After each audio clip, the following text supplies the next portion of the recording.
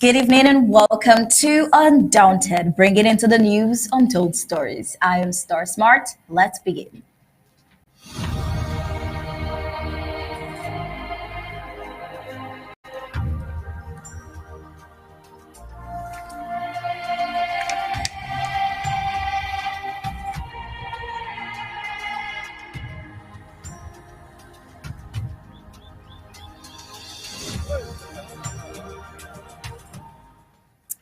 In the tapestry of time, last week unfurled as a symphony of inspiration culminating a grand weekend where the president graced the thresholds of two eminent counties nestled within the enchanting embrace of the Midland Zone.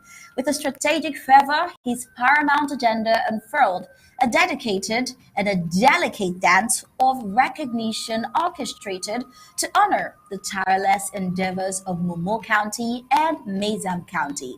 In this bespoke ballet, stakeholders and benefactors alike found their spirits stirred, poised on the precipice of anticipation for the imminent Midland Zone draft. While in the hallowed halls of discourse, the moment bore witness to the president's unwavering commitment, each session spending a luminous beacon of 4 hours duration. Amazonians' hearts brimming with contentment found solace in President Sacco's bespoke attention as he tenderly attended to their queries with an intimacy that bespoke of true leadership. Well, this is a testament of his reverence for the sanctity of consultation, where policies find their genesis in the collective wisdom of the people. Oh, well, to usher us into the full briefings of Undaunted tonight, let's get the prime headlines to have a highlight into the full briefings of Undaunted tonight.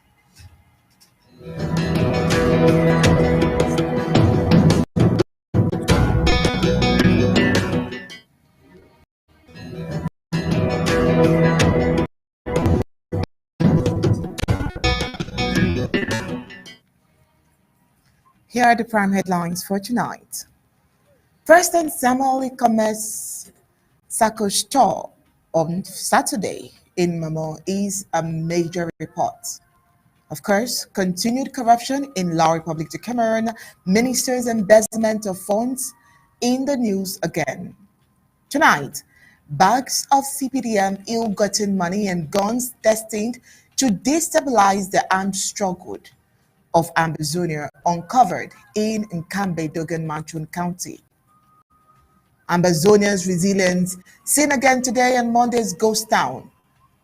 Bui County Situation Reports. Bui warriors on the Major General Chalk and Do defended Ambazonian territory, neutralizing La Republique du Cameroon terrorist forces. Also tonight, the genocidal soldiers of Bia burned 4 more houses in Ambazonia. And in Africa, drought is seen. IMF to offer assistance. Meanwhile, on the global scene, South Korea put second military spy satellite successfully into the orbit. Now let's get the news in full briefings.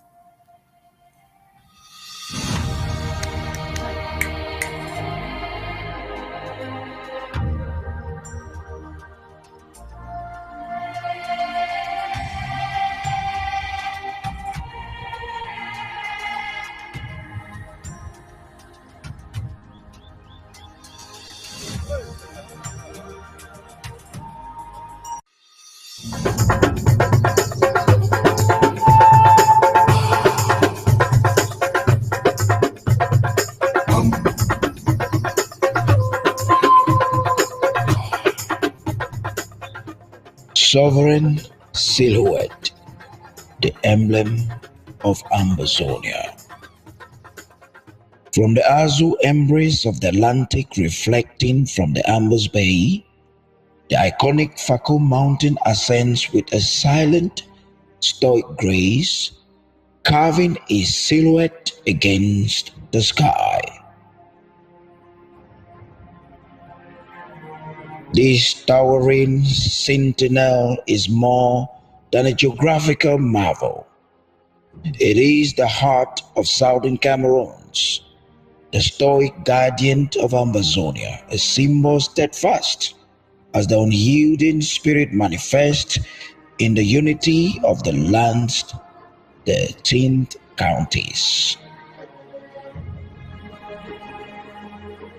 Encircling this earthen spire, a dove of peace edges its arc, touched and serene, as it soars with wings unfurled shadows upon the land, each feather a brushstroke of tranquility. Well, the sky darkened for millions in the US on Monday as the 2024 total solar eclipse was way across a swath of the country. For those of you who have been watching ABC on the TV on satellite all across sub-Saharan, you would have noticed that we were able to stream the images live from NASA. It is important to mention that a solar eclipse happens when the moon passes through the earth and the sun, casting a shadow that blocks out the light from the sun. The sun appeared to vanish behind the moon for minutes at a time as the eclipse traveled along its path of totality, starting on Mexico's Pacific coast and moving northeast through more than a dozen states from Texas to Maine and into eastern Canada. More than 31 million people live along the path of totality, and many more flew or drove to witness the April 8 spectacle in person. Outside the path of totality, the rest of the continental US got to see a partial eclipse, if skies were clear, as the moon blocked a portion of the sun. It will be decades before the next total solar eclipse appears in the US. Well, we will continue with the live coverage of this historic moment after undaunted news this evening, leaving a great week that concluded with President Sacco inspiring the two houses, talking about Momo and Mason counties. What do we have for the news today? Stir Smart, how are you? Very well, Onyi. Good evening. Well, Villar, looking at what has happened over the weekend, it was indeed inspiring, as you would say. Looking at the president's meeting, the tour with the people of the Mezam and the Momo County, it certainly was inspiring. But of course, we have other reports on the home front.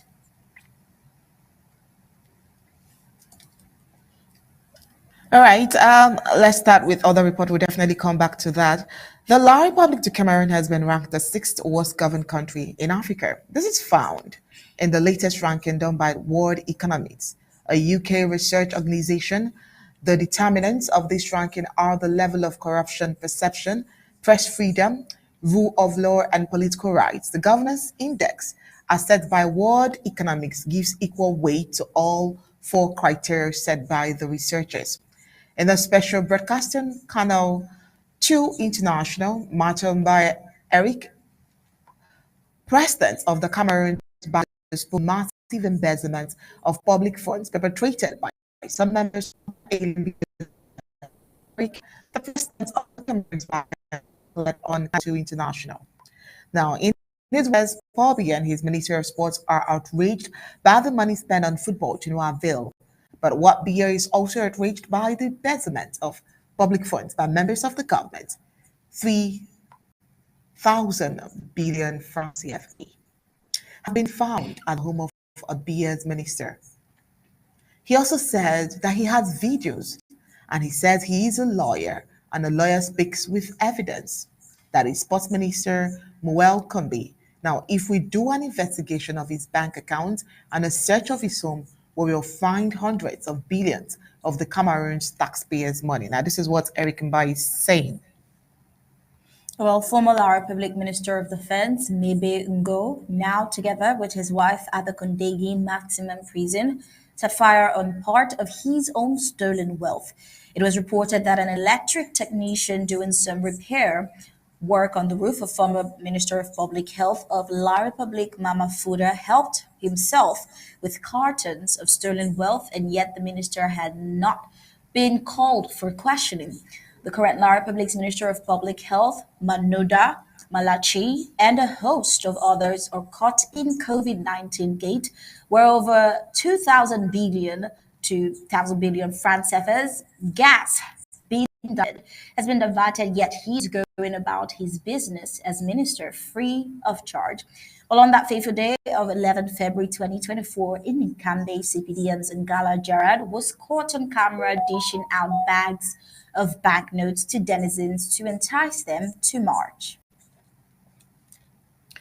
Meanwhile, our Republic of Cameroon is a country with a difference when it comes to corruption. It is a case study where what is abnormal is taken for normal.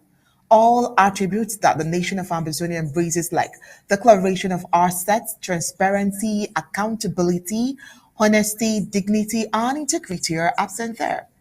Reason why Ambazonia must be free from all of these issues. In one of the tweets of Tibonage, he says, I pray for the day the people of Ambazonia can express their wishes on their own faith and future and how to gain the dignity and rights they deserve. Of course, he ends up by saying, don't ever lose hope. It will happen someday. So Ambazonians, regardless of all of this, it will definitely happen. And we'll take a very short break, and right after that, we'll bring the prime news. Payment method: www.abcambertv.com/donate. ABC Amber TV payment channels: Cash App 20650-2216, Zelle 202-650-2216, Ambazonia Broadcasting Corporation. PayPal donations at abcambertv.com. For more details, call +124 028 43 111. You can email us at info@abcambertv.com.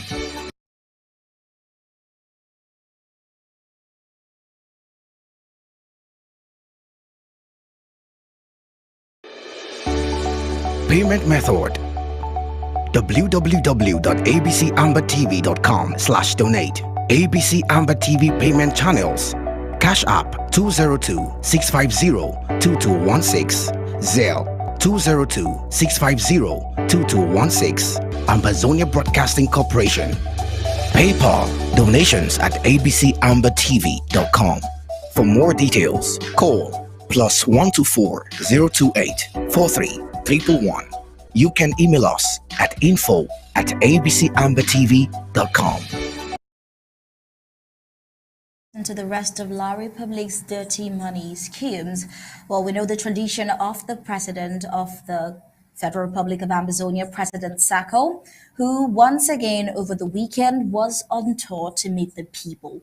Well, last week was an inspirational week, as has been said over and over again. It was a very great week where the president visited two major counties in the Midland Zone, Momo and Mezam, with his top agenda being strategic and able to recognize the efforts of the Momo and Mezam counties respectively, inspiring stakeholders and donors ahead of the Midland Zone draft this month. It was an inspiring moment. Both sessions lasted 4 hours each, Amazonians being satisfied that President Sacco attended to their questions one-on-one. This highlights the quality of the kind of leader he is, who likes consulting with the people when it comes to policies.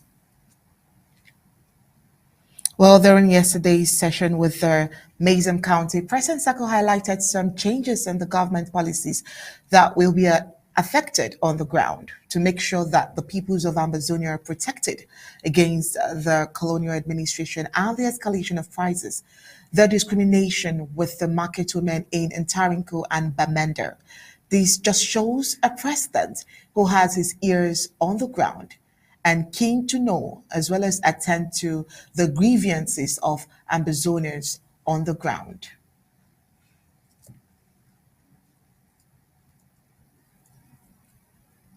Well, speaking of the La Republic's corruption that has skyrocketed and keeps putting them at the top list of the most corrupt nations in the world, we have bags of CPDM, ill-gotten money, and guns destined to destabilize the Amazonian quest for independence uncovered in Nkambe, while uncertainty and the fear of the unknown has gripped Nkambe since the CPDM and the Occupy La Republic military bomb blast on the outlawed February 11th Faithful Day killing. A civilian, it would appear that a cozy relationship between the CPDM elite, led by the mayor of Nkambe, Musa Shea Mfo, the member of parliament, colonial member of parliament, Ngala Jarad, and their colonial La Republic terrorizing military allies, seems to have fallen apart. Reasons for the current happenings. Well, a young man and many others currently under custody with Colonial La Republic de Cameroon forces was caught a few weeks with a bag containing banknote of 10,000 francs CFA and 5,000 total amount not reviewed and some guns. Well, according to undaunted sources, this young man had been promised heaven and earth by the MP and instructed never to reveal the source no matter what. Unfortunately, when tortured to near death by the colonial Kambe, he could not die alone but made startling revelations. Well, as we read this, the Colonial La Republic de Cameroon occupier forces are on a manhunt in Nkambe, raiding quarter after quarter and arresting every youth. Many youths are on the run, begging and pleading with pack boys. Some traditional authorities, corrupted by the MP2, are being questioned.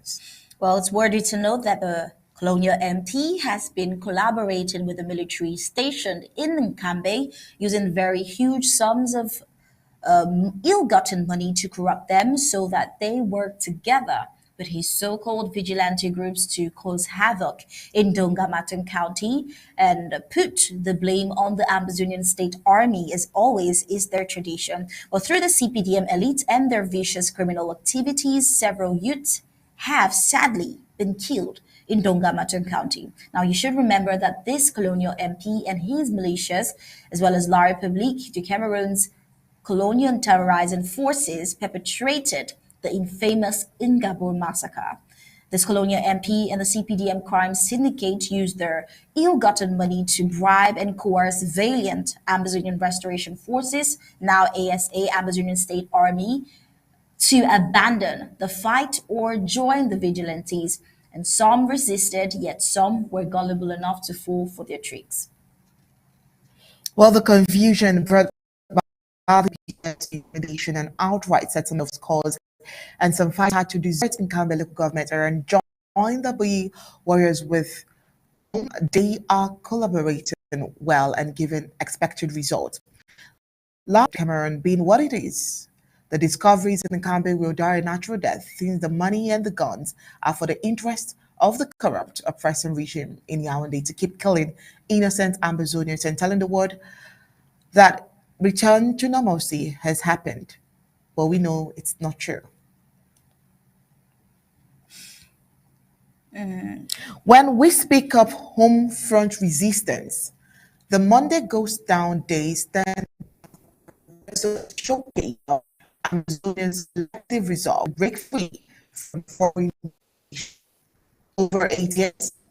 We have observed the response disdain for colonial minds and dress deadly adhere to the practice of ghost towns. The ghost town tradition in Amazonia embodies a narrative of unwavering determination. It is a collective act that has, time and again, demonstrated resilience against external adversities. Today, it has emerged as a significant symbol of unity with the deserted towns, transforming this practice into something far greater than mere protocol. It has become a voluntary expression of solidarity.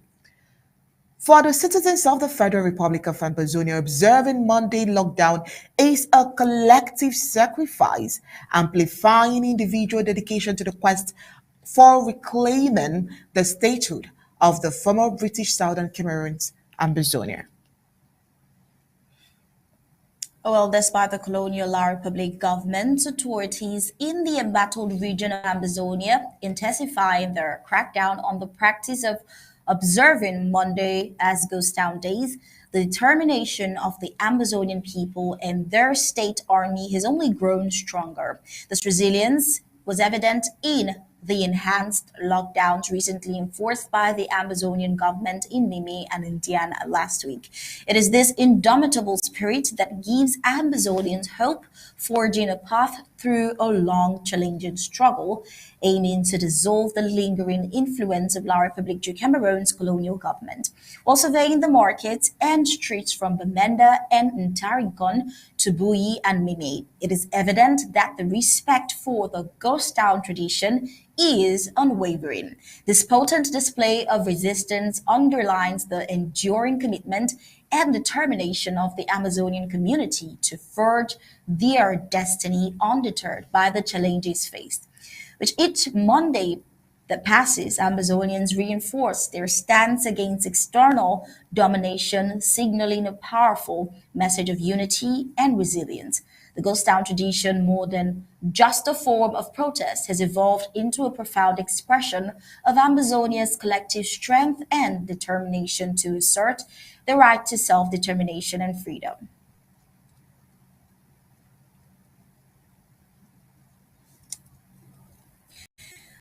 Well, the United States Army goes through a tough and rigorous workout schedule with their major generals and its leadership in the defense of homeland. Well, counties like Buying, Goketunja, Bamenda, Ndian, and Dongamatun County, amongst others, have shown great gusto and vigor that has made the terrorist forces of La Republique to totally avoid such areas due to fear of being neutralized by the ASA, the Amazonian State Army. Now, the Amazonian Army generals who have definitely made it a point of duty to put Amazonians first by training the Amazonian State Army in a gallant style and giving Amazonians victory in their defense outings are worth celebrating. Just last week, we brought to you another great defense feat by General Wunyo. And before this, there has been so many other reports of the Amazonian State Army holding the fort on the home front. Well, today reports reaching Undaunted from yesterday, Sunday, 7th of April 2024, tells us that the Bully Warriors Amazonian State Army under the command of Major General Tolk Ndu ambushed and neutralized dozens of La Republic terrorizing elements that were trespassing their land. Let's take a look. Today, Sunday, the 7th of April 2024, Major General Tokandu and his boys, live in the field. Slowly, they are getting to my target. We are live in the field. They are getting to my target. They are getting to my target.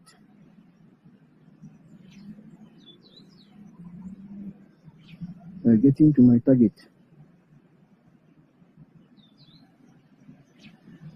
Getting to my target.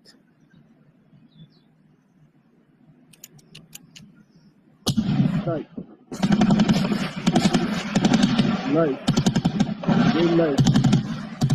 Live, okay. Very live. Live. Very live, okay.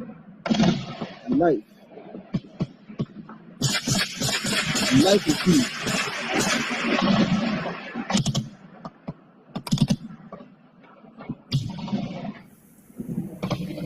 Life is key.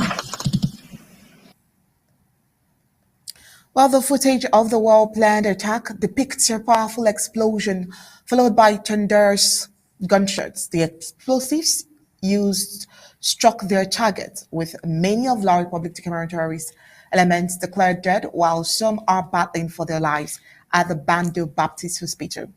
This attack was followed another spectacular ambush at Winimak, where General Viper, who commands the Air Force of Tadu, and his team ambushed another convoy of La Republic du Cameroon terrorists that were entering Bui County. The results from yesterday's call sheets are in. At least 7 La Republic du Cameroon terrorist soldiers were sent to Sang Malima through the Akonalinga Express, plus their vehicle that was destroyed. A reminder that his courts, Bui is the land of no return for so many reasons. Well, earlier this morning, at about 4 a.m. Amber time, some La Republic du Cameroon terrorist elements sneaked into Kwanso in Zikwa local government area with hopes to lay in ambush unnoticed, but their presence was quickly noticed and an active battle went on with all hands on deck as the warriors have pinned down with heavy gunshot exchange. The Amazonian State Army not only adopts a combative stance but also extends an offer of mercy by urging elements from La Republic to Cameroon surrender their weapons, promising them safe passage to neutral territory. This gesture represents an attempt to halt further violence and provides for reconciliation amid ongoing conflict. The Amazonian State Army persistently encourages La Republic to Cameroon forces to seize this opportunity for their own safety. This call for peace is echoed throughout Amazonia and among its global supporters, appealing for solidarity in the justice, freedom, and ultimately peace and independence. Urge continued support from allies to sustain the noble cause. ASA's commitment to their mission remains absolutely resolute as they vow to defend their cause until the end, with Bowie County security team standing watchful. We will remain vigilant in providing updates as the situation unfolds, while also expressing our wishes for the safety and well-being of all in Bowie County. Right. Now, before we proceed with the rest of the reports this evening, we did tell you that we have our regular commentator, our in-house analyst, Barrister Team Bets here. And joining us this evening as well, we have Commander Elvis too in the studio. Right. We've had so many reports from the homeland, the home front specifically. We've also had reports too from La Republic to Cameroon. All right, but would report from the home front. Let's start with Ghost Town, 8 years and counting, respected every Monday. Commander Elvis, since this is more like your field, let's start with you.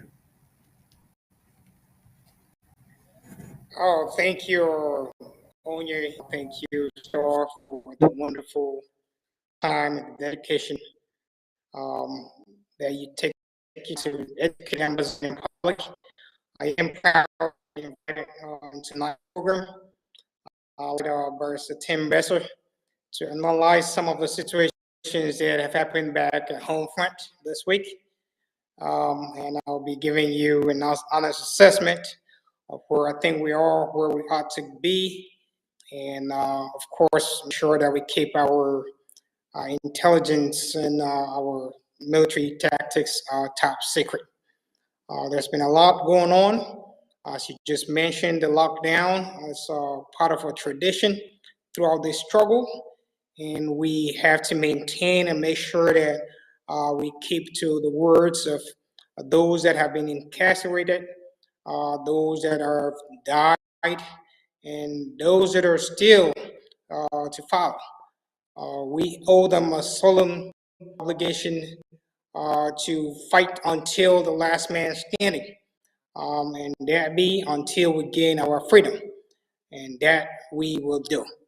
For that, the lockdowns is just one symbolic gesture that we show as recognition for their service and their sacrifice, and we are all ready to continue to hold firm to that particular situation.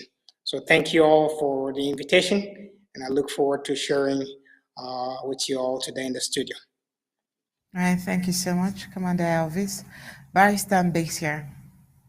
The people, the Amazonian people. Thank you for having me once more. I'll just say this. We have a lot. I will not venture into the aspects of defense because our honorable comrade is there to handle them. But let me just deal with the lockdowns which you talked about. See, we call something lockdown by our own meaning. But what do our parents call this thing? They don't know the word lockdown. What do they call it at home? At home, it is known at home as Country Sunday. Where it is Country Sunday, it tells you that the whole thing, lockdown, has been elevated into a religion. They call it Country Sunday. Now, if it is elevated to a religion by who live on the ground, who practice it, it is a warning sign to Yaoundé. Forget about it. You cannot stop it. You cannot stop it. Just like in our region. Just like in our region. I don't know who is going to come to Ambazonian today and stop people from going to church. Everybody will go to church, whether you like it or not. Whatever government is set up in Buya, in England or nowhere, we will go to church. So we would now consider ghost towns, known in the country talk, as Country Sunday. Attempting to stop it is just being stupid because it doesn't even, you don't have a reason to stop it. If someone decides to lock his or her store, woman refuses to go to the farm and refuses to go to the hospital, what's your problem there as a government? You're venturing too far. So that's as much as we can talk about ghost town because we don't have a lot of time. Let me just venture into the other item, which I think might interest us. You see, the president had these two meetings last week, both in Nizam and Momo. These are all in the Midland zones. People doubt why. Why must it be? Why was it chosen to be Nizam and Momo? The two counties are neighbors. They share boundaries. Physically, they share physical boundaries.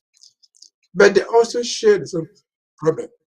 If you look back 70 years into this struggle and see what Momo has gone through and Nizam have gone through, you see they have the common thing. If you look back just 2 years back, in the heavy load, the giants, the most powerful carriers of the load of coup plotting could be identified to be in Nizam and Meme. So for the president there and address the issues. And when the president went there, he met a number of speeches, at least two. And something came out important that we should take home. The president said, look, 4 or 5 years ago, we were 1 million, we were 500 in this struggle. Those who are there today are the valued ones. They are the ones who, 4 or 5 years ago, we probably had 10,000 fighters. The ones who have today may not be that number. The strategic ones that we need. I said again, I don't know what the defense people will say, that we're not going, Ambassador is not going to win this fight by winning everywhere. We're not going to win everywhere to be declared victorious. In other words, we need not win in Akwaya, win in Menji, win in Bamenda, win in Boya. No, there are strategic places where once we win, we're won. If we successfully bring down our enemies in Bui, Ongo Kutinja, you don't expect them to resurface in Libya or Mali. That's victory already. And so that's a take home from those two meetings. And of course, he explained the reason for the strategic changes he has done. I'm sure everybody absorbed what they wanted to hear. I'm sure there's a change of mind. And so that was as far as his visits are concerned. And of course, you talked about, I'm just trying to summarize because I have only a few more minutes here. We'll talk about this corruption. Well, I've always described La Republic of Cameroon and the government that controls it as a syndicate of licensed armed robbers. And that ceased the progress of being licensed national robbers to licensed national armed robbers. They steal shamelessly. They loot the treasury in Cameroon and beyond. They borrow money from the IMF. They borrow money from the World Bank. They borrow money is given to them gift to help the COVID-19 and others, and they steal it. They steal it publicly and shamelessly. What other government in the world does that? They steal it with impunity, even with written records right there.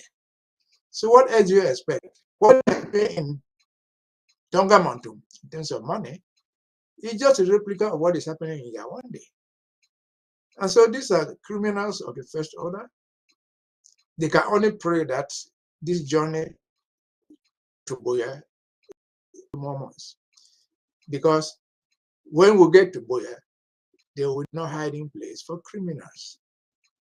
They are going to be held accountable for the economic crimes you committed, talk less genocide for which you paid. Thank you, and over to you.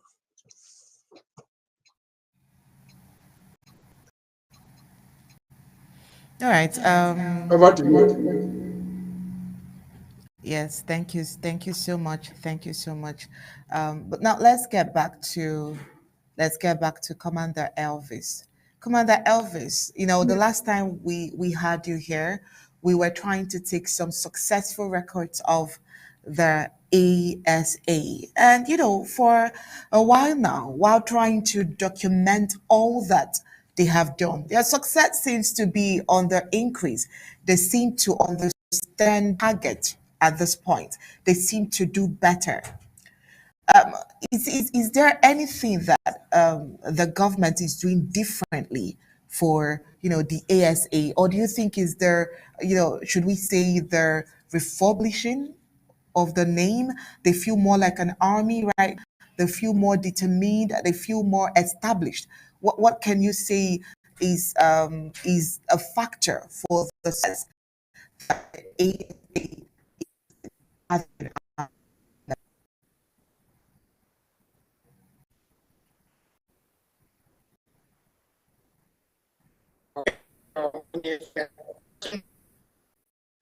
I don't know if you can hear me. It feels like it's breaking. Can you hear me?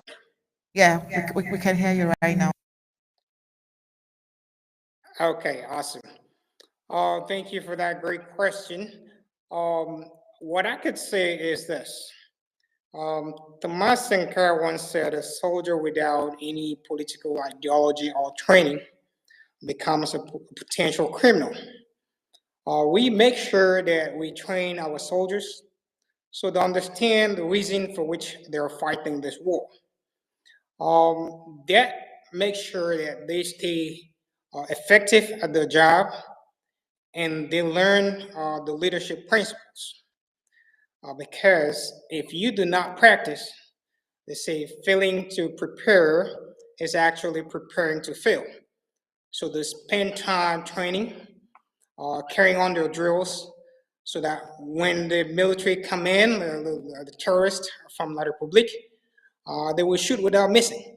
So that is exactly what they've been doing. We make sure we train many soldiers, as you know. The ideology or the word that the Amazonian State Army use is like what? Soldier go, soldier come, barracks stay, which basically means you would kill us, but we'll multiply. So in that essence, we've got to keep training more so that if they kill one, we multiply it four more.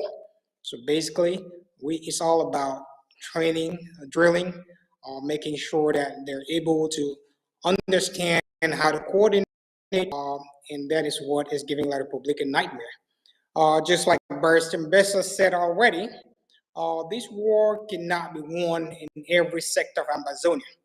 We do have tactics that we use, and we cannot disclose to the Republic, but ultimately we do also have our own hot spots that we need to maintain.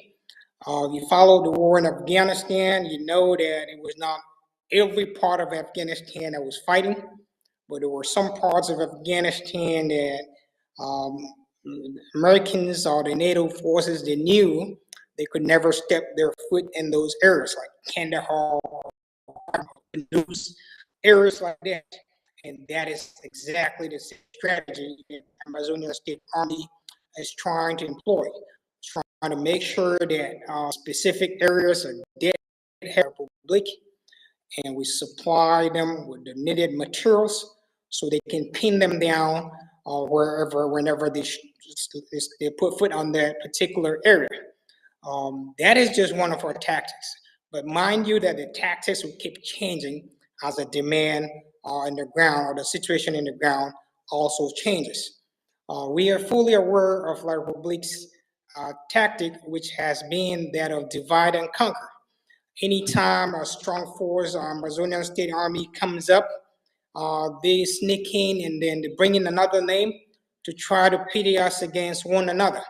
As you know, the all-powerful Bui warriors, that they instrumented some forces to be split apart and form the Unity Warriors to turn them against the original Bui warriors. It didn't work out.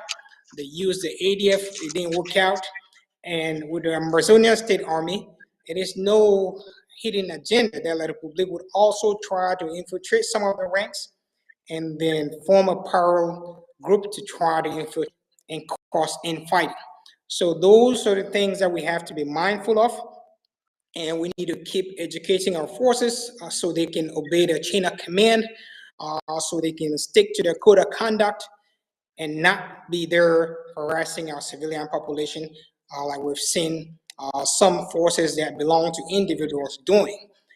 Those were actually La Republique sponsored elements whose main agenda is to turn the population against the fighters so that La Republique can have an easy way out. Keeping those in mind, training and education remains our number one ultimate goal. And as we have rightly mentioned, it is no hidden agenda that we would continue to train to maintain the best candidates so that we can have the best forces wherever they're needed to be deployed. And as Bowie County is already proving in the field, La Republique has just nowhere to go. That's why it's called the land of no return. You have great generals like Major General Takandu, the actions that he carried out yesterday, devastating La Republique terrorists, blowing up one of their armored cars, killing at least 8 terrorists in that vehicle. Not long ago, we had General Wonyo, who also devastated La Republique terrorists that were entering Bui, shattering their armored cars and killing a lot of them as well. This continues on a daily basis. The reason the Bui warriors are coordinated as such is because they make sure that the supply lines for La Republique are not constantly in because they come in to supply the elements with food, with gas, and we need to make sure that we cut them off supplies. Of course, to stealing from our own people, but the warriors are there to defend our people and not the warriors themselves. The people are also there to provide intelligence to the warriors so they know whenever these guys are out. So we're very thankful for the population in Bowie in particular and other areas that have been collaborating with our warriors, our ASAs, to make sure that whatever intelligence they have, they quickly pass it over to the Amazonian State Army, who are there to defend their land, defend their people, defend their culture.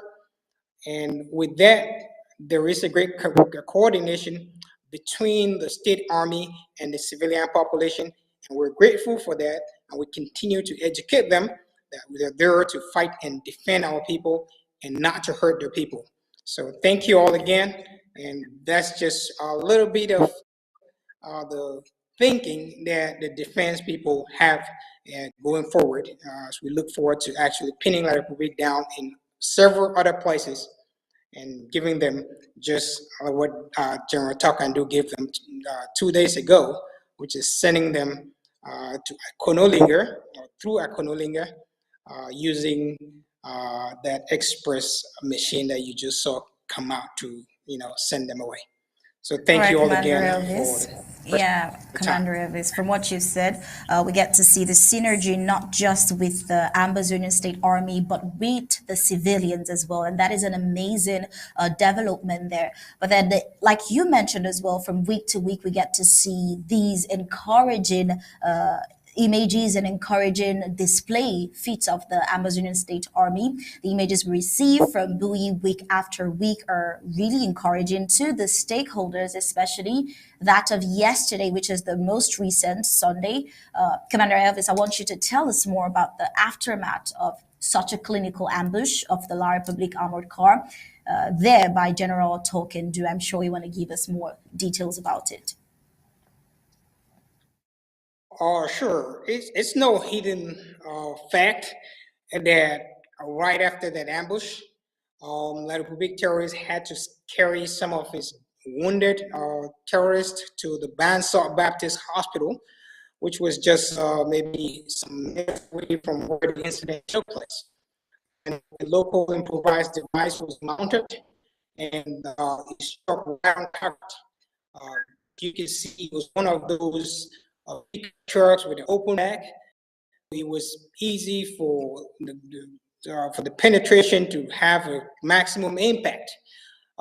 Those terrorists that were sitting in the back were probably coming back from, a mission that they had probably gone to kill our people.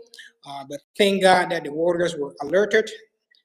They did not waste time to hit the enemy, and they took that opportunity and hell rained on the Republic terrorists.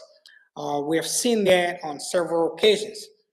La Republique, of course, would try to hide these incidents. We know those that are dead will not even be announced to their families. So it is our responsibility to come here and to announce it to those La Republique civilians to check on their personnel that have been sent to Amazonia, and especially in Bowie. They already know that Bowie is the land of no return. And for that, we continue to tell those terrorists that are in Bowie in particular, and Amazonia in general, that they still have an option. They can drop their weapons at the nearest Amazonia State Army camp, and we would freely and happily give them an exit to one of the neighboring countries where they can seek refuge. We do not intend we do not like to hurt them. If they hand over their weapons, we will treat them humanely and will clearly give them passage. But for that to happen, they need to hand over their weapons. If they need help, we have contact numbers that they can reach out to. A couple of them have also sent out a whole lot of like big terrorists out through the back door. We encourage others to do it because there's no reason dying for an old octagonal individual wearing diapers and he can read or write. I don't even know why those La Republique terrorists would obey orders from such, I don't even know how to call it, a zombie. So unfortunately, we in Amazonia have to defend our people, and whatever or whoever obeys orders from such individuals knows that he's coming to the land of no return. As a land that you come in, you don't go back. You go back on paper. And that Amazonia is proud to continue to train the best, to continue to educate the best, and we will be the best. Thank you. Meets the People Tour. Sheyimbo, the chairman of Bowie, expressed a serious concern. Now we understand that these armored cars traverse Mazam through Ngokentuja to Bowie. Now, in your military team, or is your military team collaborating with county officials of Mazam to handle their situation differently in the days ahead? Well, definitely. Like I said, the terrain dictates what kind of strategy you put in place. You cannot apply the same military strategy throughout the territory. Sometimes the weather plays a big role. Sometimes the terrain plays a big role. Some of these roads, as you can tell, La Republic is trying to tar them because they understand that some of these devices, they understand the nature which they work. Nevertheless, we have to continue to look for other means to, hurt the enemy where it pains the most. In Bowie County, we just happen to have a perfect solution for them, and we'll continue to utilize that to the fullest. We are in great collaboration with other counties like Mezam and Gokatunja. We share intelligence. We coordinate whenever the military is moving. We know their every step, and we make sure that we do not relent. It is not a fight for Bowie alone. It's a fight for Ambazonia. And of course, we understand that the enemy tries to use a choke-up system where they look for one area and they concentrate their resources there, and they try to, bring down the forces there so that they can then move to another area. That is why we also call on other areas in Ambazonia to wake up when there's pressure on one side so they can also attack other areas. We have seen that effectively taking place in other areas, but nevertheless, we know that the enemy is capable of using these choke-up strategies, which we anticipate, but we are capable, again, Amazonia as a whole. The fact that some areas are not active now doesn't mean that they're dead. There's, sometimes when the baby is born, they got a crib and then walk before the run. Some of those counties are still in the cripping process. They would ultimately walk, and very soon, before you know, they'll be running. What we need to do is we need to continue to educate our forces, help them so they can receive the appropriate training, help them so they can get in synergy with the civilian population, and understand that we are fighting, defending our people, and make sure that we do not instill more pain on our people like La Republique is trying to, portray us as such. In that essence, we would continue to work with other counties, especially those that have terrains that are also, like you can see the situation in Boyo. Boyo has been doing very great when it comes to some of these tactical moves. Kunja as well. You noticed also some place like BLM, Manu, even Meme and Momo. So we are hoping that the forces will gather momentum again. They will get more resources, and we would find that many of such actions that just took place in Bui will repeat itself all across Amazonia, and we would also drain La Republique of their resources, drain them of their human resources, their financial resources, and ultimately have them packing and running out of our territory. So I just want to thank those Amazonians that have been contributing their time, that have been spending sleepless nights. I know sometimes frustrations come in when you want to see results, but rest assured that we have our eye on the target. We are not falling back anytime soon. We are not relenting. It is not a sprint, it is a marathon, so it's going to be slow but steady, and we're going to run until our final stop. So I just want to thank every contributor, every supporter of the Amazonian State Army. Those that have probably been clapping, we wish that you can also join and provide them the necessary resources so you can see much of those actions that they have been providing. And ultimately, they will be there to defend our people when needed the most. Just this morning, Konya, like you had reported earlier, in Bowie County, in Kwaso in particular, La Republique terrorists invaded last night from area called Ketupia.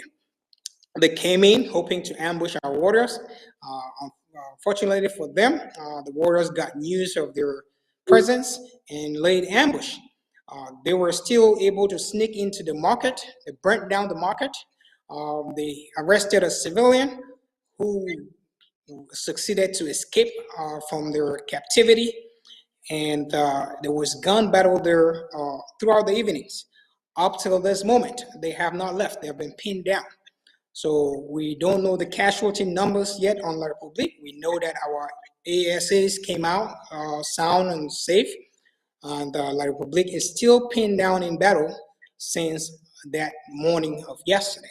So that tells you that La Republic is trying to use this tactic where they would surprise and attack and then rush out.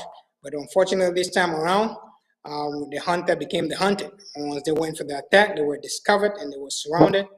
And only God will save them, because I'm sure Bia would not send any backup, and we'll be lucky to have some sticks from them. So we just have to stay alert. Thank the population. I mean, we know that they did arrest some civilians there. They tortured a whole lot of them, but that is still not going to deter us. It's only going to make us stronger. And we're looking forward to all Ambazonians coming on board. This is not a fight, this is a fight for all of us. Come on board. Let us use our resources. Let us use our intelligence, our education to continue to provide the best for our warriors who have dedicated their life on the line. Support them in any way we can so that we can make it lighter work for them.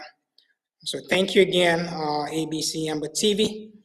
Thank you for your great supporters as well. That also make sure that you continue to broadcast and educate the population. I yield on that one. For sure, World Commander Elvis, you've mentioned quite some striking points. Basically, you've talked about the collaboration of the people, be the civilians being in synergy with the Amazonian State Army, as well as not causing more pain on the people. And when you say not causing more pain on the people, that is something that is very typical of La Republique. Here we have a report, the typical practice of the colonial forces of La Republique du Cameroon, which is to target innocent civilians in Ambazonia whenever they face resistance from the Ambazonian State Army. Now, we'll take this report quickly and we'll get back to you to get your thoughts on it, what you think should be done in cases like this. We'll get onto the reports now. Barrister team, do well to stay tuned and wait for us, as well as you, Commander Elvis. Mark the pages of history. December 2nd, 2019 became a landmark date.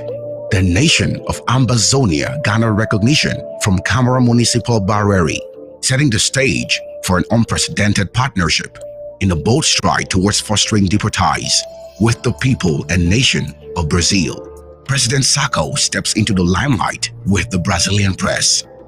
At this critical time of war, history is poised to unfold once more. In the government's strategic plan, President Sacco will take the forefront of the diplomatic outreach program through media and press initiatives, sharing insights, visions, and the dawn of a new chapter in interviews that promise to captivate. Momentous affair will be streamed continuously on ABC Amber TV for our esteemed viewers. Be part of this movement. This is a crucial aspect of our media warfare. Join us in this crusade.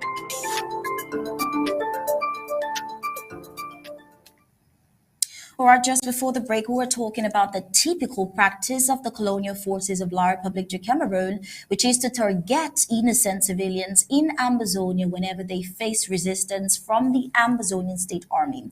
Now, this response is indicative of the Ambazonian military strength that the terrorist forces of La Republique are unable to match. Now, what prevents these individuals from acknowledging to their superiors that the conflict transcends their capabilities? Could it be the allure of financial gain from war that has clouded their judgment, preventing them from recognizing the daily loss of their own comrades? Well, in another dishonorable act of La Republique du Cameroon's terrorizing forces, venting their frustration over their inability to defeat the ASA, they have once again resorted to razing down buildings. Yesterday, Sunday, the 7th of April, in a place in Ambazonia described as close to Cotrepit, not only has the terrorizing forces of La Republique du Cameroon razed down several houses, they have also abducted 6 persons, as confirmed by intelligence report. As was collated from witnesses, these terrorist forces burnt down this building of innocent Ambazonians with their properties in it completely razed down. Well, to show how cruel and cold these of La Republique are, Owida's house was part of the many they touched yesterday, as you saw in that video, this regarding her already existing plight and how hard it might be for her already, looking at the absence of her husband and the children she's left with to cater for. Well, these victims of yet another La Republic arson, including children who at this moment have been rendered homeless and are looking for a place to lay their head as night falls. Of course, all of their plight is of no concern to La Republic or its terrorist forces, as causing untold suffering to the Amazonian people is on the list of the agenda on annihilating the peoples of Amazonia. But this obviously is another transformation from the Amazonian State Army that detonated another improvised explosive device yesterday in a bid to prevent them from trespassing into the Amazonian territory. This is like a transferred aggression to these innocent civilian populations, including widows and children. Well, let's get back to our esteemed panelists for tonight. Comrade Elvis, Commander Elvis, would like to get back to you. What would you advise in scenarios like this? Thank you again, Star, for that wonderful question. As you know, this is not new. This is a policy, policy that the Republic has been using to intimidate populations so that they can on their side. However, we understand that these are barbaric personnel that are being sent to Amazonia just to kill and destroy. After looting, after committing those crimes, the best thing for them to do, of course, is to make sure that they hide the evidence. They rape our women and they burn them alive, they burn our children alive, so that we do not have any evidence of what transpired. It's very unfortunate, but that is the reality that we people are going through in Amazonia. And that is why we continue to call on the entire population of Amazonia to be vigilant. La Republic does not care who they kill when they come over. They kill every living thing. Their instances actually killed even poultry. They've killed pigs. They've killed they've burnt food because they keep us hungry, to starve us from that which we know, is a potential resource. We are calling on our civilian population to be our eyes and our ears. The military, Amazonian State Army has a policy, which is you see something, you something. You hear something, you say something. That is for their collective enforcement of the rule of law. As an individual civilian, it is your responsibility to be the watchman.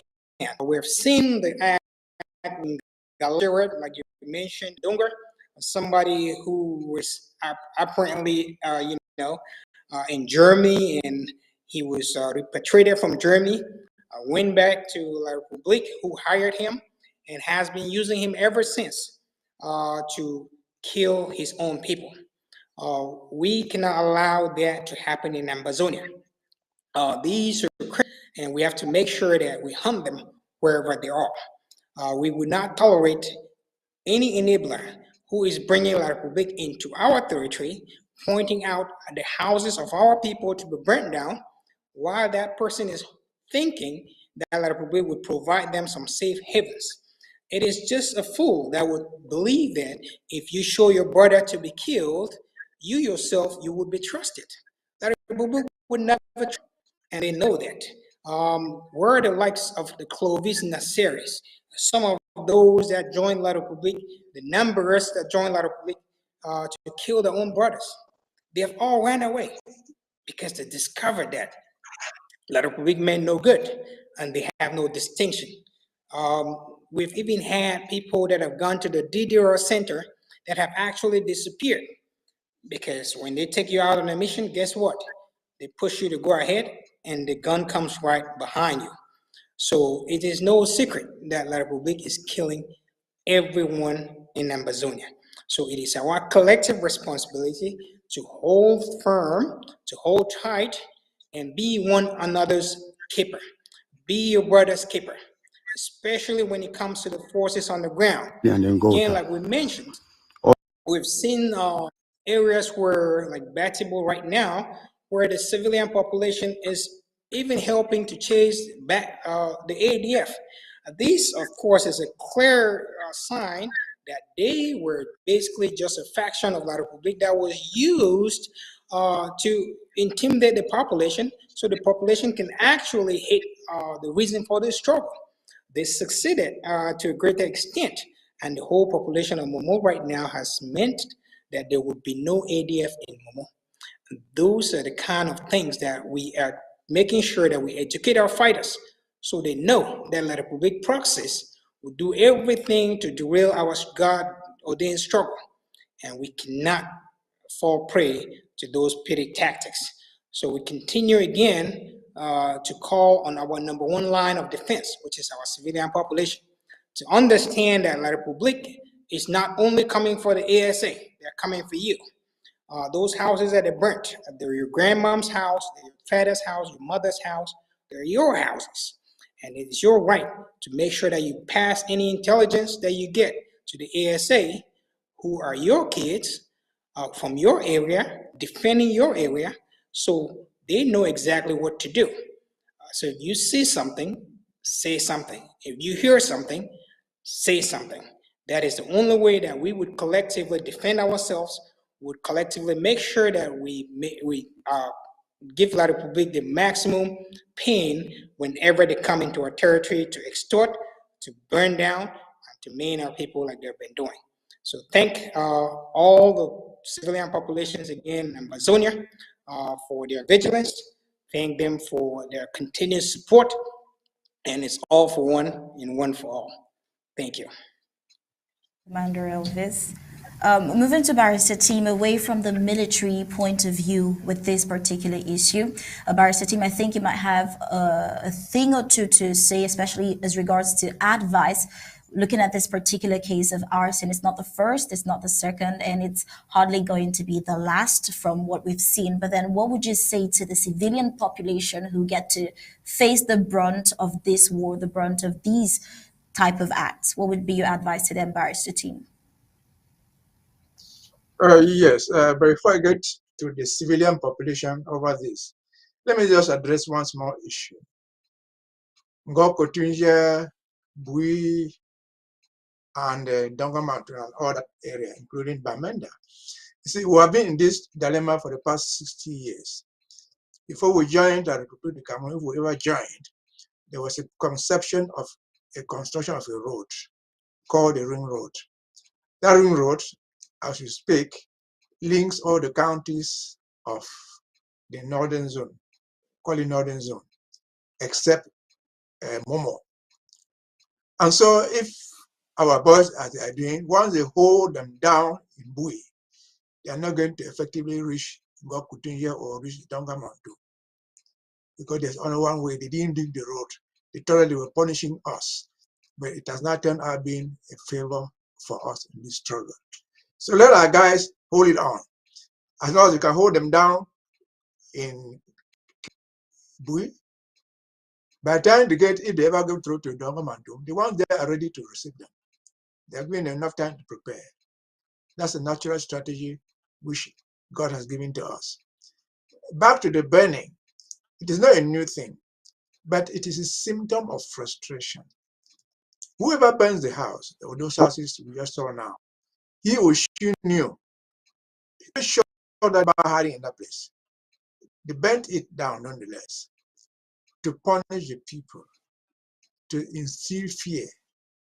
That's a possible objective. The second objective is to vent their anger. Why are we here? Those are the own soldiers who are supposedly fighting there. How many ministers' children are there? How many big people's children are there? So they send these poor boys there to go and die, and they vent their anger on the population by burning a woman's mud house. But let them be reminded, and let our population be reminded, that these crimes are not going to go unpunished. They are war crimes. They are crimes of genocide. Crimes of genocide and war crimes are imprescriptible. In other words, you don't say they have remained too long without being prosecuted. You'll be prosecuted. As late as yesterday, I still saw people in Yaoundé debating on the equinox how France will have to pay for the genocide they committed in 1958 and 1955 among the Bamilikes and the Bassas in Cameroon. The British paid for the Mau Mau thing they did in Kenya 40, 50 years after. So this is not going on. All we need from the population is try to be safe, at least try to be safe. But while you are being safe, if you have a pen and paper, don't forget to record the event. Because when we report world camps and all this, the people want to know the precise when something happened and the precise location. If you can have this information to us, it will get to our genocide library and other files that we keep. The day is coming, even if you are dead, by the time your children will benefit from whatever compensation will be done. Back to Momo, it also reminds us that this is the people's revolution. You have to take the revolution into your own hands. While the enemy burns your houses, don't let your own children take you hostage. If they take you hostage as they have done in Momo, vomit them out. Because once they start to fight you, to take you hostage, they've ceased to be part of you. And so that's the message. I've always said this. I said it many times before the past 5 years. The day the Momo people will stand up, that will be the end of the ADF in their stronghold of Momo. And so, because you don't live in the fighters, whoever they call themselves, they don't live in the moon. They live on the ground. Even if they live in the moon, they eat food grown on the ground. They fly with their bats or whatever birds that fly in the air with. They buy the food in Gozan market to harvest the plantains in somebody's farm. So we say congratulations for the Momo for standing up to the point. There's no way somebody in Momo should expect boys from Manfi, boys from Bamenda to come and liberate them. You liberate yourselves. And your nearest neighbor from Manfi, from Bamenda, or any other town will come to assist you. Once you stand up, because they escape. If they are escaping to Bamenda, they only find shelter there if the Bamenda people welcome them. If they are escaping to Manfi, they only find shelter there when the Manfi people want to host them.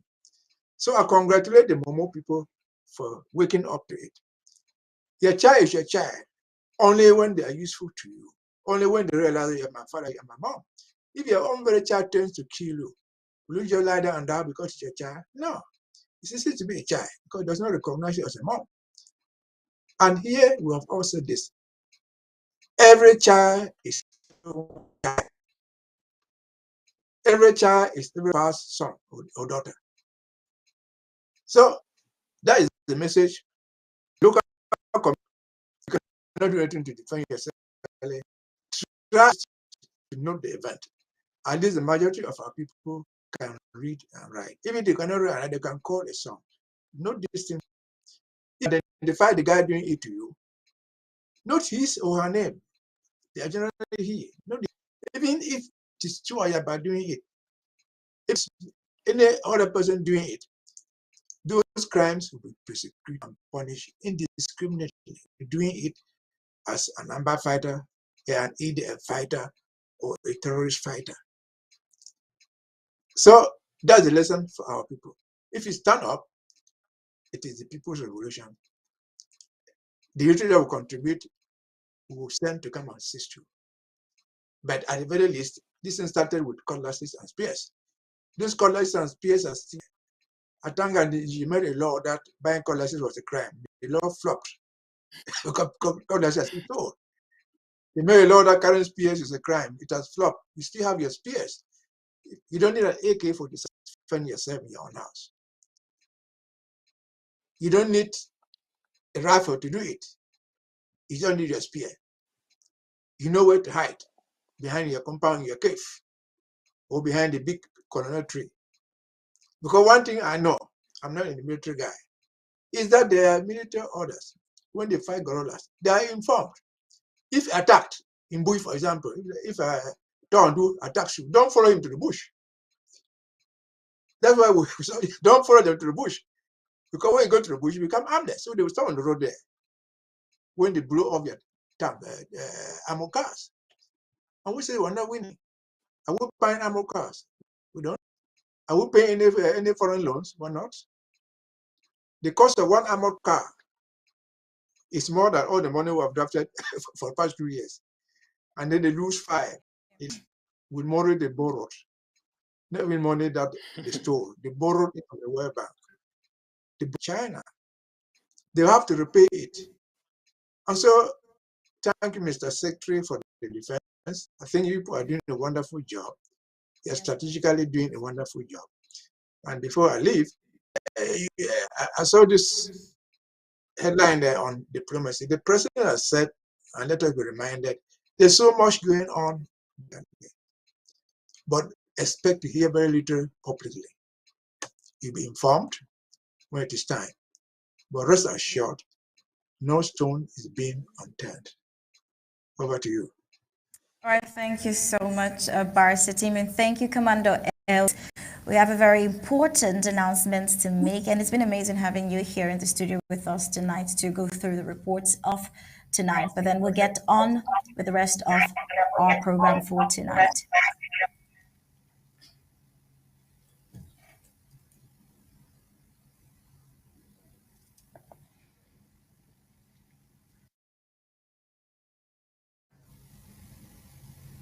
Oh, you're welcome back. In an unparalleled show of unity and inspiration, the Amazonian community is buzzing with excitement as last Wednesday's extraordinary sit-down with Professor Lennox Hines, facilitated by our very own esteemed news director, Mr. Paddy King, has set a new milestone in the continued struggle for justice.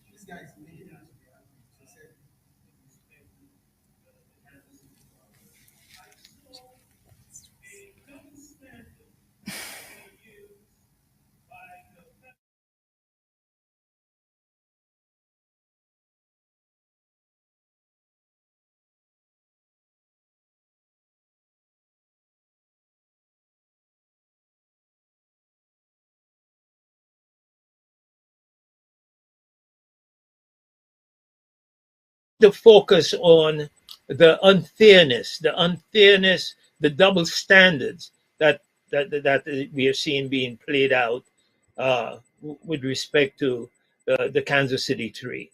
I saw a double standard being used by the federal courts of the United States and by the uh, Justice Department of the United States as they brought these criminal charges against these 4 men. In my opinion, they are freedom fighters. Now, why do I say this with respect to the Kansas City Three?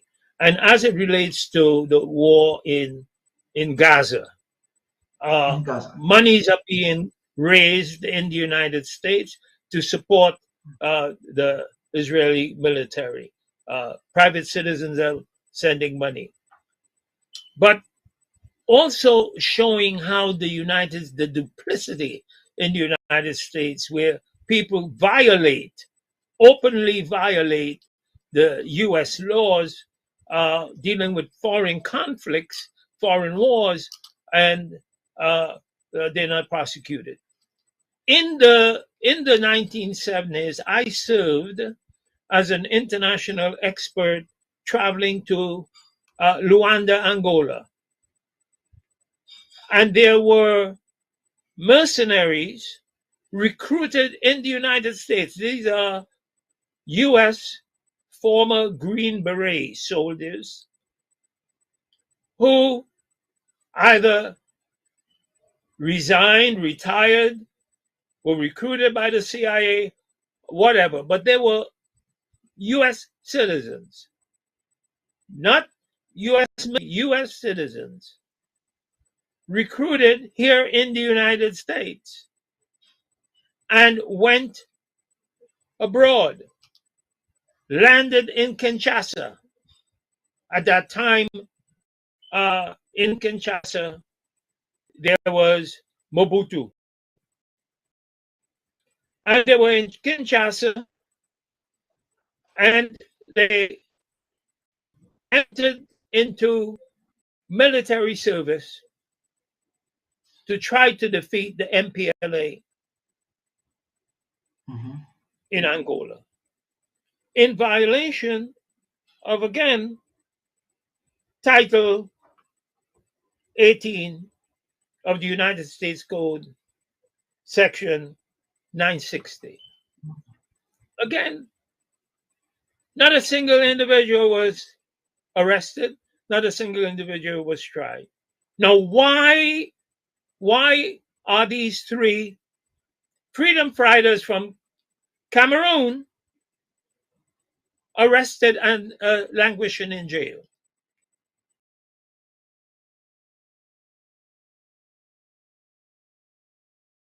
His unwavering commitment and bold advocacy has sparked a significant wave of optimism. His insights and staunch support have ignited a newfound fervor among our brothers and sisters, both across the seas and on our homeland. Well, of course, Onyi, emboldened by his recommendations, our dedicated Twitter Warriors team is taking bold strides forward. Well, mark your calendars as a pivotal virtual gathering is set for today at 5 p.m. Eastern time on Zoom. That is 10 p.m. Amazonian time. Well, this meeting is more than just a discussion. It is a rallying call to bolster our efforts in seeking justice for the Kansas City Three, which were Cloud Chinyi and Lesto Lagni.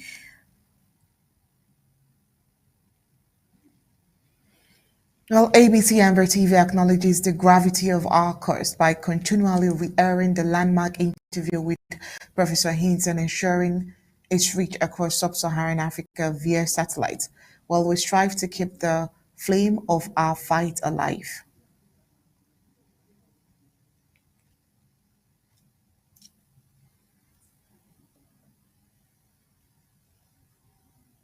Okay, so just in case you're lost on what we are talking about, in an exclusive tonight, our Amber Twitter Storm Warriors are assembling, which they are to assemble even at 10 p.m. Amber time, but while the gathering, which is 5 p.m. Eastern time and 4 p.m. Central time for the inaugural Twitter Storm Zoom meeting. Now, this momentous affair is not just for us. It is for everyone who yearns for justice, for everyone who believes in the cause of Ambazonia.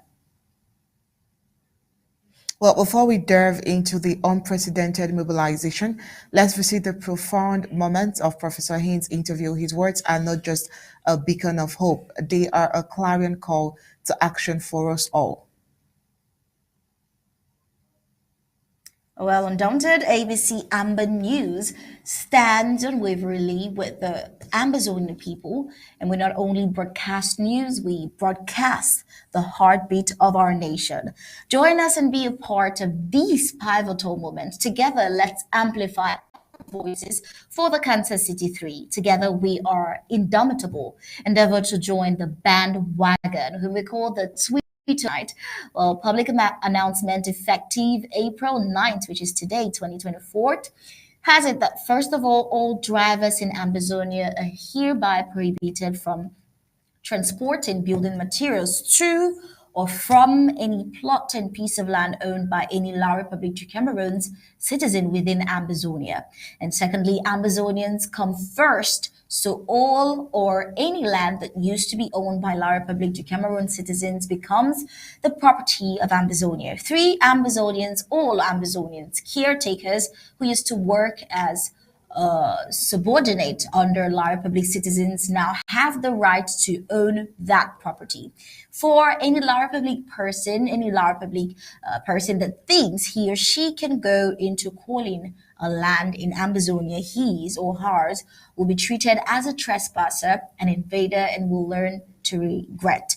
And 5, Cameroonian La Republic army killing Amazonians or burning Amazonian villages, as has been seen even today in the report, making them homeless and economically weak, socially poor, and overall beggars. That is what the army is known for doing. 6, Amazonians have given their lives and they will continue to die for the land that God has given them, the land the parents has given Amazonia, and anyone who comes to seize it by force should be ready to be buried with Amazonians. So help us, God. Well, this is signed by the Department of Strategy and Local. This is signed by the Department of. Hello, good morning, good afternoon, good evening, everybody. This is your sister Mildred Chi. Just want to come and greet my fellow Ambazonians, our Amba Twitter Storm Warriors. And I'm just here to remind you that tonight at 10 p.m. Amba time, 5 p.m. Eastern and 4 p.m. Central, we'll have Storms. I am so excited because I'm into, and I really want to bring Ambazonians to realize what we have been missing and what we really need to make this revolution move forward in terms of exposing our problems to the world and having the world to realize that Ambazonia has been suffering for a long time. So please, I have sent a clip from YouTube for those who do not have an X account or Twitter account to at least look at it. Please just go through it. It's very short, simple, and just know what to look for and how to create your account so that when we go through the points tonight at the meeting, that will be a little bit easier for you. I'll just have to give you updates on everything. It's going to be maybe just about an hour of the meeting. I don't want to say too much. I want to make it as simple as possible because I know there are a lot of people out there who are not familiar with social media and how to use all these different platforms. So I'll make it very easy and simple. That's why I want you to get started. Go through that YouTube video and learn how to create your account. So I'll just give you just an update or discussion about why we really need to engage in Twitter and how important Twitter is to us and what our game plan is moving forward. Because we're not just going to do this for 1 week and then go sit quietly. No, this I plan hopefully will become a habit so that we'll all get engaged and really get this thing rolling. So please come one, come all. I'm really expecting to have a huge number in there. The more Ambazonians we enroll as Twitter warriors, the better for us. And I'll show you why. I'll go on Twitter tonight and show you why we really need to get involved in this so that we don't get left behind in the dust. Okay, so see you tonight. Thank you all for coming and I hope you show up. Everyone, please try to show up. Thanks. I'll see you tonight. Have a blessed day. Bye. Ambazonia must be free.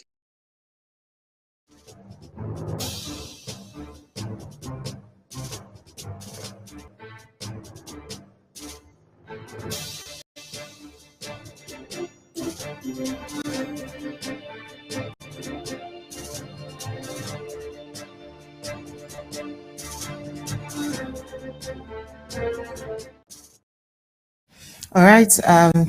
The Zoom link is already opened. You are all advised to join in into that meeting right about now. All right. Join in right about now.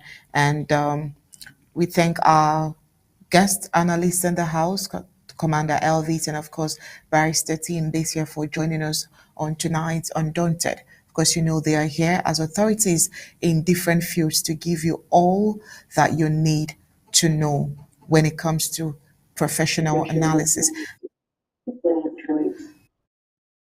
on Undaunted. Good night and God bless you.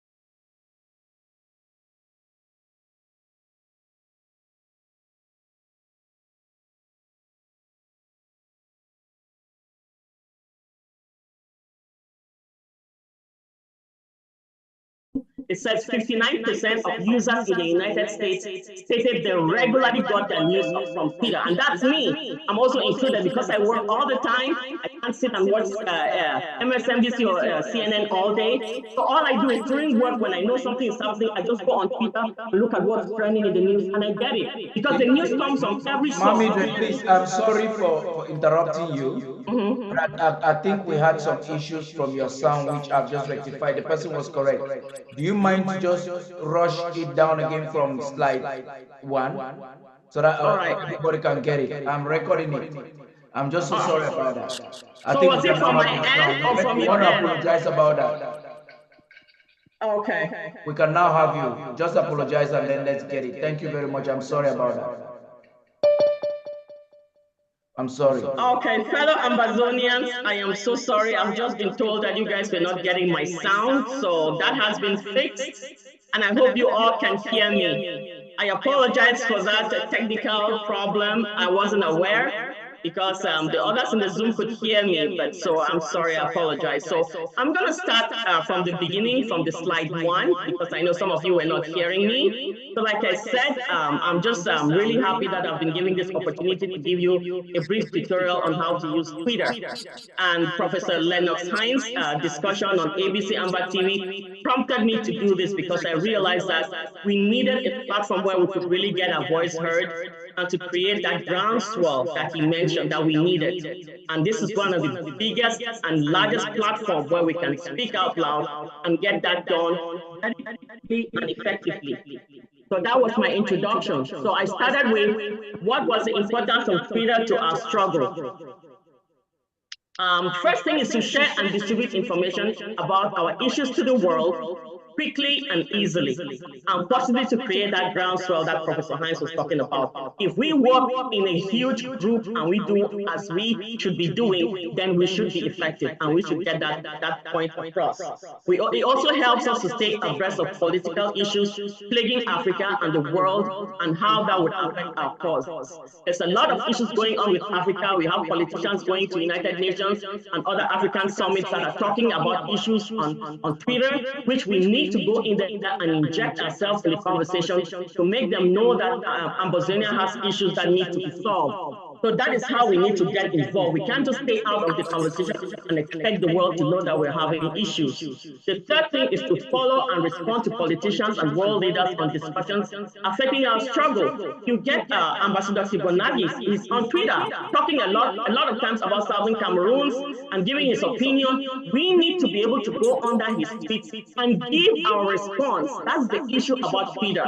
Twitter is about reacting. We have to go there, like, and say something. Whether or not we like his tweet, we should give our opinion, because we can't just sit back and let his own story be out there. What about Ambazonians? So where are the Ambazonians? Why are they not responding to this? So those are the things we have to look into. It also helps us to disseminate urgent information about our struggle to important world leaders and the global community quickly and effectively.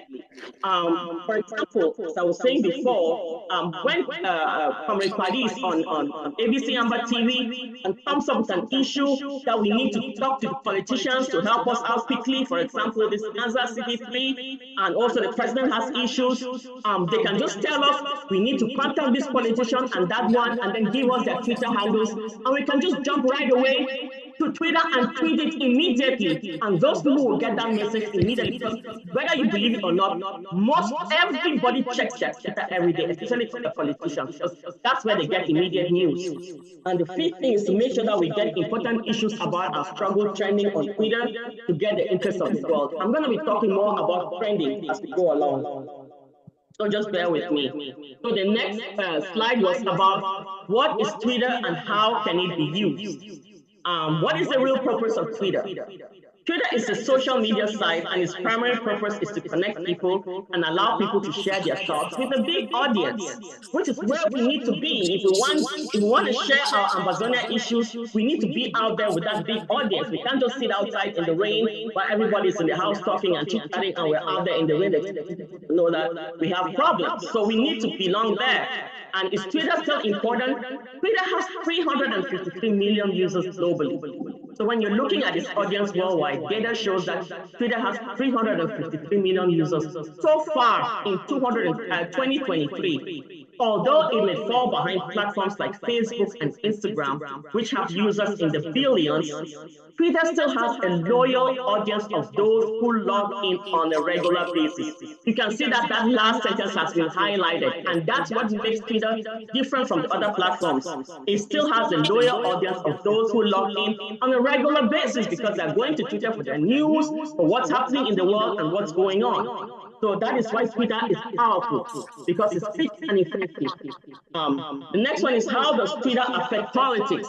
What are the social media platforms for politics? In recent years, political figures have been using Twitter more often, but Facebook remains to be a frequently used social media platform. Again, remember, the say this, political figures have been using Twitter more often, so they can have Facebook and other ones, but Twitter is where they go to most of the time. The 2008 presidential election was the first election where candidates used the internet and social media as a campaign tool. So now it's becoming more and more involved in politics. Is Twitter a good source of news? Twitter, when compared to other platforms, is considered more of a destination for news. So that's where we have to be, because that's where everybody goes to get the news, particularly news about politics from mainstream brands, smaller alternative sources, and politicians. And this was taken on October 25th, 2023. So where do you want to be if you want a politician to hear you? Twitter. I mean, they have other platforms like Facebook, but they don't go there more often. They go to Twitter for news. And I'll show you how that affects them when you tweet them directly. Then the next slide is about the importance of Twitter to society. Twitter is important to society because it allows people to share and distribute information quickly and easily, making it a primary source for breaking news. We just talked about already. People go there because that's what they want. They want immediate news, goes on Twitter first. Sometimes I see news on Twitter and then it's hours before I see it on Facebook. So that's the thing. Twitter is important to society as it is used for everyday communication, political debate, crisis communication, marketing, and cultural participation. So there you go. That's how Twitter is so powerful. That's why it's powerful. It is important to society as it is used for everyday communication, political debates, crisis communication, marketing, and cultural participation. So that is where we need to go. And then another thing that makes it so easy and quick is because it requires short, quick tweets. Some can be done in less than a minute. I mean, if you are that quick and you're savvy with Twitter, sometimes I can just tweet a sentence in less than a minute. So it requires a maximum of 280 characters in a tweet. So you have to be concise, precise, and very, very short with your tweet, which means you can't go beyond 280 characters to get cut off. So you have to make sure that your tweet is very concise. And you can retweet, like, comment for maximum impact if you can create your own. So if you cannot make your own tweet, you can always go to another colleague or another comrade, copy it, paste it, retweet, like, comment for maximum impact. So you will see, I'm going to discuss that in the coming slides. You can also follow thousands of people on Twitter and get information from so many other places. So that is the importance of Twitter, and I think the importance continues here. So this part now is more about the business aspect of Twitter. It says, with 186 million average monetizable daily active users on X, up 34% year over year, Twitter or X is one of the largest sources of public conversation in the world today. I cannot emphasize that strong enough. It is one of the largest sources of public conversation in the world. So that is where we have to be a big part of. We cannot stay out anymore, Amazonians. What percentage of Americans get their news from Twitter? Additionally, in 2022, 59% of users in the United States stated they regularly got their news from Twitter. And this just came out March 18, 2024, this year. And I'm one of them, because I am at work. I can't come home and sit down and watch CNN or MSNBC. I just don't have time to watch. I can't remember the last time I really sat down and watched a whole news. I just go on Twitter, what are the headlines, and I see it there. When President Biden was doing his State of the Union address, he was all on Twitter. As he was going on live, people were cutting clips putting it there. So you can just watch the whole thing on Twitter. You don't even have to watch it on TV. So that is why a lot more people are going on Twitter, because people are busy. They don't have time to sit down and watch the news anymore. So this is the big thing that I want this to stay with you. The impact of Twitter on society today. How has Twitter impacted society? Twitter has become a global platform for not only sharing thoughts and memes, but also for sparking social change. From viral hashtags to trending campaigns, the power of Twitter activism has emerged as a force to be reckoned with in today's digital age. Guys, let's pause for a moment and absorb that.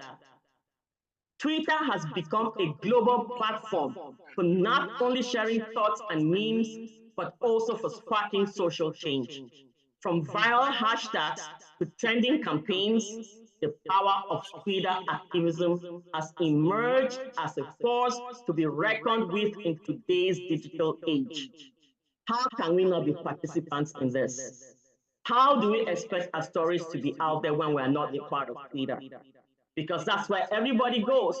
You can send it to the news, to CNN. I mean, they can read it here. A few people can hear it, but it's not going to go anywhere close to the number of people that are going to be exposed to that news if it is actually to Twitter. So we have to really be a part of this Twitter. It's the way the world is going right now. And the next one, let's see here. So now let's get into the Twitter. We've talked about Twitter and how important it is. Before you engage in Twitter, you have to understand the Twitter language. We call it Twitter lingo. So you're gonna hear things like hashtags, Twitter handles, retweets, likes, and all that. So hashtags are basically what you put in. Hashtags begin with a pound symbol and are followed by a keyword. They are a great way to tap into conversations happening on Twitter. So if you want anything, any topic to trend, it has to have a hashtag in front of it. So hashtag justice for Kansas 3 is gonna be the leading headline. Everything else falls under it. Comments, likes fall under that. That is what the hashtag is in front of it. That is what is gonna be trending, and the others are just gonna help support it.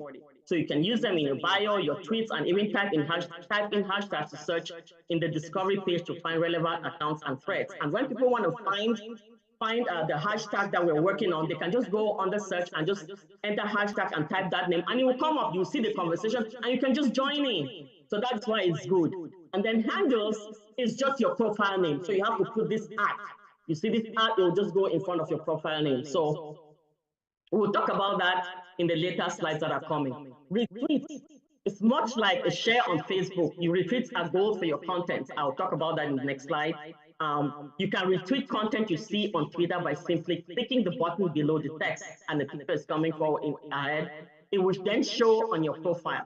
So when you retweet something that somebody says, it goes in your profile. So everybody following you will see that tweet. But when we do a Twitter storm, I'll recommend that we do we'll add a quote on the retweet. So you can retweet by adding a message, which is referred to as a quote tweet, and I'll explain that. Adding a quote can be helpful if you want to further express your opinion in relation to the tweet you're sharing. So when you add your own opinion and you tag people, it goes now into the mainstream. But if you just retweet, it just goes into your profile and only your people following you will see it. It's still a good thing. I mean, it's still something that the algorithm tracks, but it helps for trending. It helps when you actually add your own quote to it. Now, what is a thread?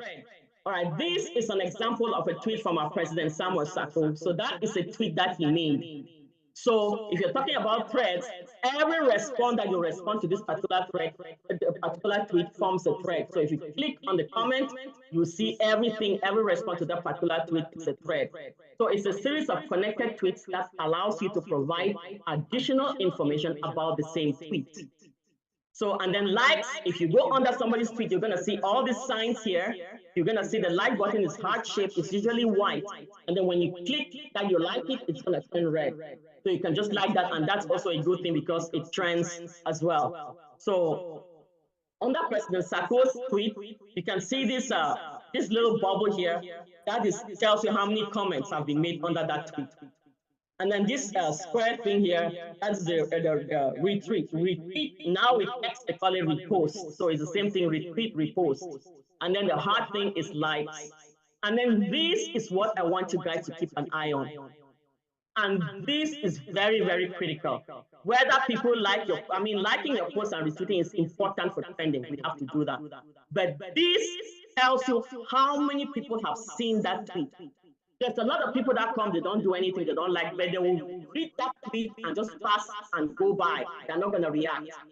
This tells you how many people have seen your tweet. You go to some tweets, you see 50 likes, 50 retweets, but a million of these. So it tells you that it's a million people have seen that post, which makes it, that's why Twitter is so impactful, because people don't necessarily have to react, but they will see that tweet of yours. So that's why it's really important that we share, like, and because the more you share and retweet, more people see it and the views increase. So that is important. And then we talked about trending, which is the key thing in what we're trying to do here. I say trends, trends, trends. What are trends? A topic starts trending when there's massive interest in and conversations around it. Hashtag Justice for Kansas 3. That is already the topic of conversation. And every tweet that you make, whether you're commenting, you're responding, has to have that hashtag Justice for Kansas 3. The comments and likes, everything will be bundled under it, and that will just push it, just catapult it ahead. So that is why you have to put that hashtag, and that is what shows what the interest in, what topic people are talking about, and the interest in everything. So that's why it's important. Also, other factors include the volume of tweets. That's why I'm pleading with you, Ambazonians, that we need as many people as possible. The recency of tweets, how recent the tweet was, and the level of engagement, such as retweets, replies, and likes with those tweets. So everything adds up. So how do trends start on Twitter? Volume of tweets. I'll repeat that. The volume of tweets matters. The number of tweets mentioning a particular topic is a major factor in determining its trendiness. Time frame is the other part. Trends are determined based on tweets in a specific time frame, usually within 24 hours. So what I'm planning that we're going to do is when we do a live Twitter storm, we're going to do it only within a 2-hour window. And within that 2-hour window, we have to have a goal of pushing out at least 2,000 tweets within that 2-hour window, using that hashtag that we're working on. And that is what helps you to trend, because trending is very, it's very flighty. It just lasts for about maybe 2-3 hours. You come 1 minute, you see something trending, you come 3 hours later, it's gone. So that's how it works. So that's why you have to flood it within a certain period of time, and then it will trend for a while. Sometimes it trends for days, depending on how much you guys are feeding. So that's something that I hope that we can work on and get it done. And then how does something start trending? Trending on social media is a result of algorithms used by the platform to identify popular topics and keywords. Just like I explained before, the hashtag is very key. These algorithms are designed to analyze activities such as the number of likes, comments, shares, and searches. This determines the content and topics generating the most engagement. So if you have hashtag Justice for Kansas City 3, all the likes, comments, shares, and everybody's searching for that particular topic, all adds up to that algorithm, and that's what pushes it ahead to trend. So somebody asked me this question: is retweet counted in trending? Twitter's trending algorithm ranks topics by volume of tweets, replies, and retweets. But that's not the only factor. As Twitter explains, the algorithm identifies topics that are popular now, rather than topics that have been popular for a while or on a daily basis. For example, let's say we are going on a Twitter storm now on hashtag Justice for Kansas City. We flood the system with thousands of tweets within 2 hours. We start trending. All right, so that day goes by. The next day, we don't tweet much, one here, one there. So what happens? It doesn't trend anymore. It goes off the list of trending. And then, so it doesn't come back. The only time it will come back trending is when we go back another time again within 2 hours. We flood another 3,000 tweets within 2 hours, and then it will come back.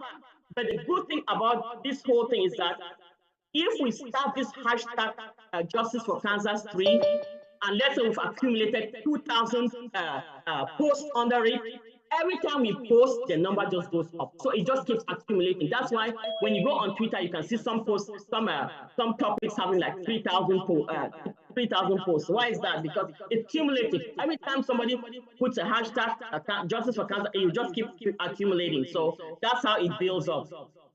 So how many tweets does it take to get something trending? That was another question I was asked. It says it's generally accepted that a trend on Twitter involves a significant amount of activity and engagement around a specific topic. I cannot stress this enough, guys. We need to put in the work.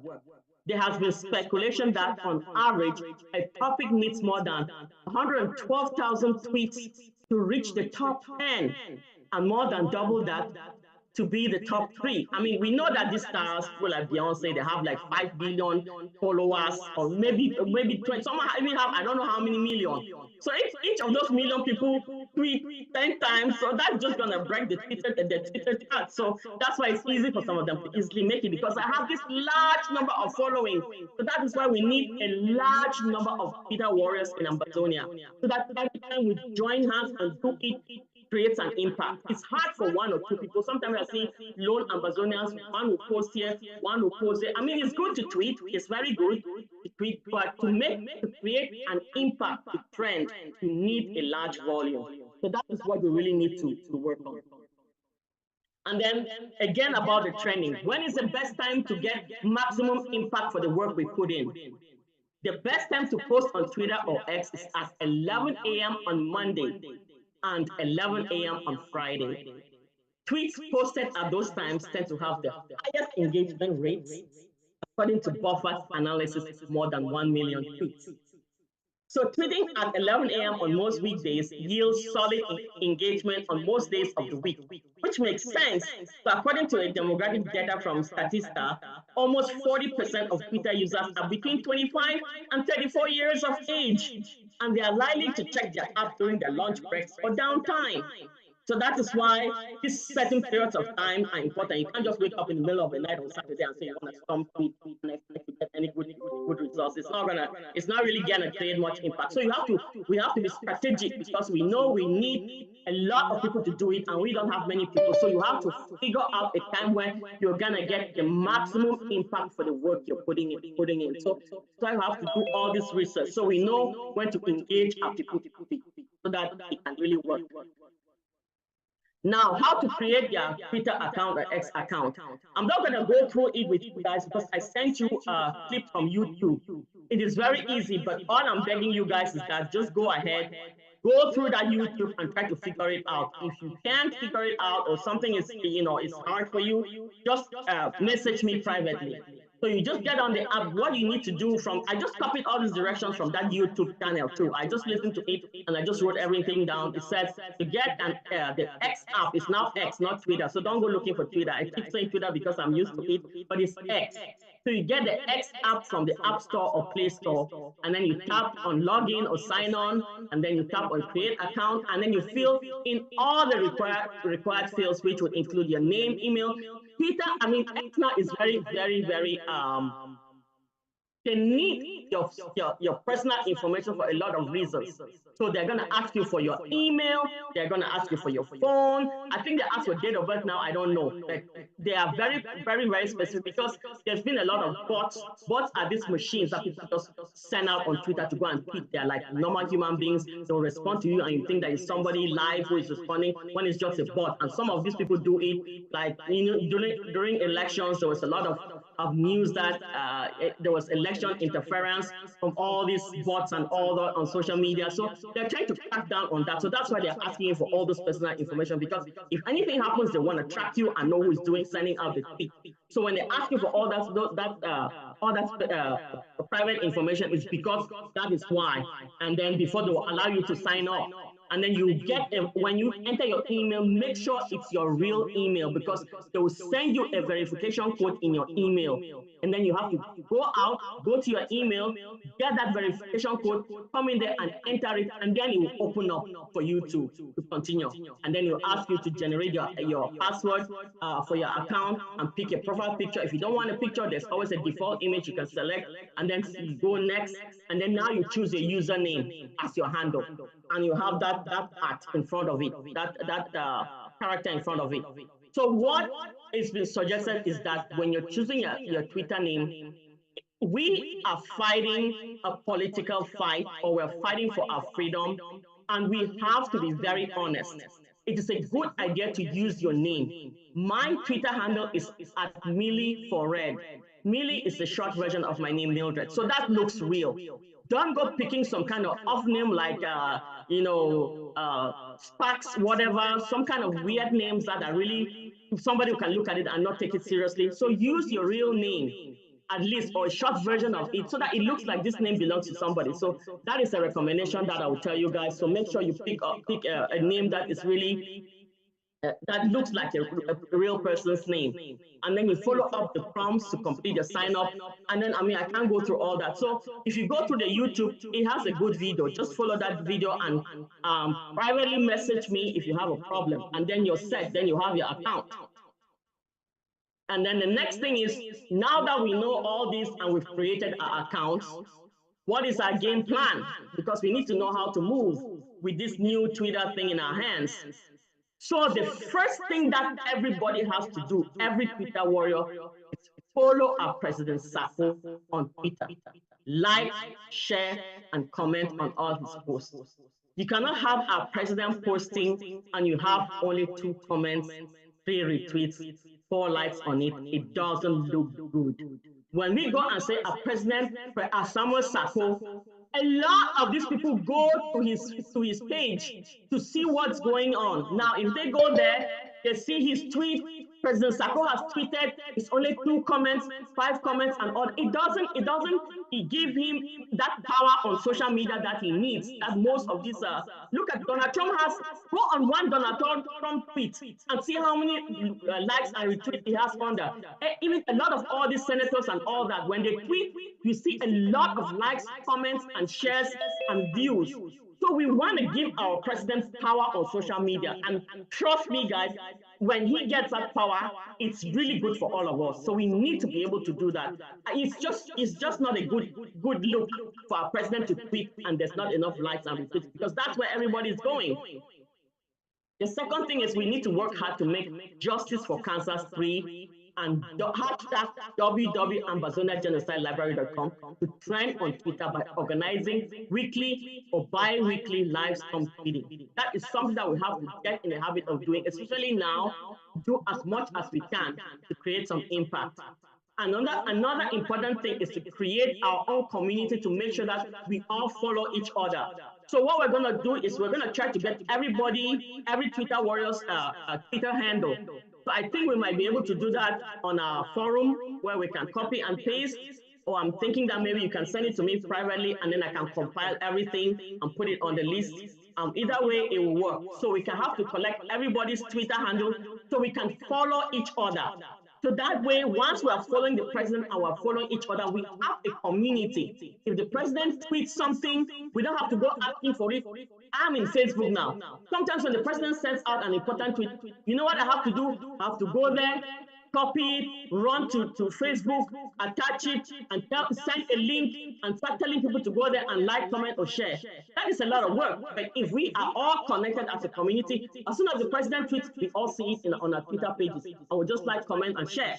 So that is why it's going to make it easy. And bringing it on our WhatsApp forums and all that, sometimes we don't need to do that. If we have enough people tweeting and doing all that, we already have it on our Twitter, and we just have to make a habit of just going there every day, even just for a minute or 5 minutes, and just check to see what's going on.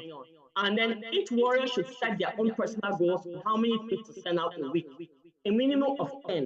So this does not include the tweets that we do during our live storm tweeting events, because practice makes perfect. If on Monday you go on Twitter and you just try to tweet one tweet, on Tuesday you do one tweet, by the end of the week, you already be comfortable tweeting. Tweeting is not difficult at all as long as you know how to do it. Again, stay cordial and professional with your tweets. Insults, name calling, or rude tweets will not advance our cause, as it would turn off diplomats and politicians. I mean, I'll tell you, I've been there before. Earlier on, when I was a really aggressive Twitter warrior, a few years ago, I'll go in there and call people genocidal dictators and all that kind of stuff. Now I've learned that that was not a good idea, because it probably turned off some politicians and some senators, because they don't like to see those kind of things.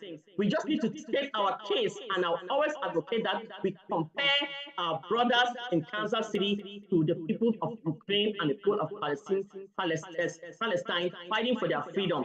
Do it politely, but make sure that the people see the sense in it. If people in Ukraine are fighting for their rights, what is wrong with our own brothers in the same situation? And when we tweet, when we hashtag Justice for Kansas City 3, we should also add AmazoniaGenocidelibrary.com at the end of that tweet, because the two of them are connected. Our brothers are defending themselves from the genocide on their people, and therefore people need to see what has been done to their people for our brothers to be fighting back. So there's a connection between those two. So we have to do hashtag for Justice for Kansas City 3 and hashtag Amazonia at the end of it. So you get what I'm saying. Get on X every day to see at least what's going on. If the president tweets and you are not on Twitter, even if you have an account on Twitter, you will not see it to be able to like or retweet it. So what is the point of having an account if you're not going to go there and check and see what's going on? Sometimes people now sends out some tweets and we're looking for people to go and respond. There's nobody around. So when we have this community, all we have to do is one person sees that tweet, as soon as it comes out, the person just retweets it. You know what happens? All of us are going to get that Kibonagis tweet, and then we're going to jump on it and respond. So we're not going to go looking for it and looking for people to respond. So 5 minutes a day is better than not. Or I go there every day for my news. That's why I watch my news now. I hardly watch TV for news. So our main goal is to make tweeting a habit and arrange live tweet storms at least twice a month. That's just the bare minimum to start off with. The better we get, the more the world will become aware of our fight and the genocide in our country. Tweeting is easy and quick. Once comfortable, it is very easy to send at least 10 short tweets in 20 minutes. You just need one sentence. Hashtag Justice for Kansas City 3. Free our comrades who are fighting for our rights. That's it. At Joe Biden, at Kamala Harris, you just give 2 handles, and that's it. It goes to these people. And then the next person can take it, report it, and do whatever, and put their own comment, and it goes. So it's very easy. And that's why Twitter is used by almost everybody in the world right now, because you don't need to say much. Unlike Facebook, where you have to craft a whole message and put it on there. But Twitter, 1 sentence, 2 sentences, the whole world gets it. So that's why Twitter is very handy for a lot of people. So this is our president's Twitter page. So you can see this is what it looks like, President Samuel Sako, and this is his handle at Samuel Sako. This is how many people he's following, and this is how many people are following him. So the first thing you have to do is go on Twitter and please follow your president. First thing, you see what it says following? That's my page. I took it because I'm following him. But when you open your account, you're gonna just see follow. It's gonna be highlighted in blue, I think. Then you click on that follow, and then it will change to following. That's how you know that you are now following that person. So please make sure you do that. And then key important hashtags that we're gonna be using continuously and all the time. Hashtag Justice for Kansas 3. Hashtag www.AmazoniaGenocideLibrary.com. Hashtag Free Southern Cameroons. Hashtag Stop Genocide in Southern Cameroons. Those are the key ones that I know are impactful. So that is something we have to start learning how to do. So the relevant handles to important politicians and government officials that we need to tag will be provided prior to the live storm meeting. So that will be done. We'll kind of plan for it when the time comes. And then the date for our first live Twitter storm is this Wednesday, April 10th. from, people at home, it's going to be too early in the morning, but that is a recommended time that we need to tweet to create impact. It will be about 4 a.m. Amber time. There will be 11 a.m. Eastern time and 10 a.m. Central time but for the next 2 hours. So that will end about 6 a.m. Amber, 1 p.m. Eastern, and 12 noon Central. So the time, that's the day and time. So it's going to be a 2-hour live storm tweeting. I just feel that we need to just stop now because we have to practice it anyway. I'm calling it a test run and see how it goes. So we are obligated to tweet at least 50 tweets within the 2-hour time period to get it to trend. I mean, if it works for the first time, fine. If it doesn't, then we're going to figure out what we didn't do well, how much more work we need to put in, and then we can remaster it and keep going. So those two hashtags, Justice for Kansas 3 and Ambazonia Genocide Library, will be our trend markers. Twitter handles for politicians to tag, messages to tweet, and other necessities will be provided on the forum on Tuesday, tomorrow night, to prepare for Wednesday for the live storm tweeting. And then practice. You have to go on Twitter every day and send out at least one tweet will get you comfortable in a short period of time. And then you can contact me with any questions. Thank you all for participating. Tweeting will advance our cause. We must move with the times and use the relevant platforms to get our story out there. So God bless you all, and Ambazonia must be free. Actually, Ambazonia is free. So at this point, Mommy, yes, their hands. I just wanted to remind you to take hands. To take questions. Okay, take questions. All right. So let me see here. How do I do this? My whole thing is flooded now with, I don't know. Okay. So I'll whose hand was first? Does anyone know whose hand was first? Mr. Asson. Okay, Mr. Asson. Okay, I'll ask you to unmute now.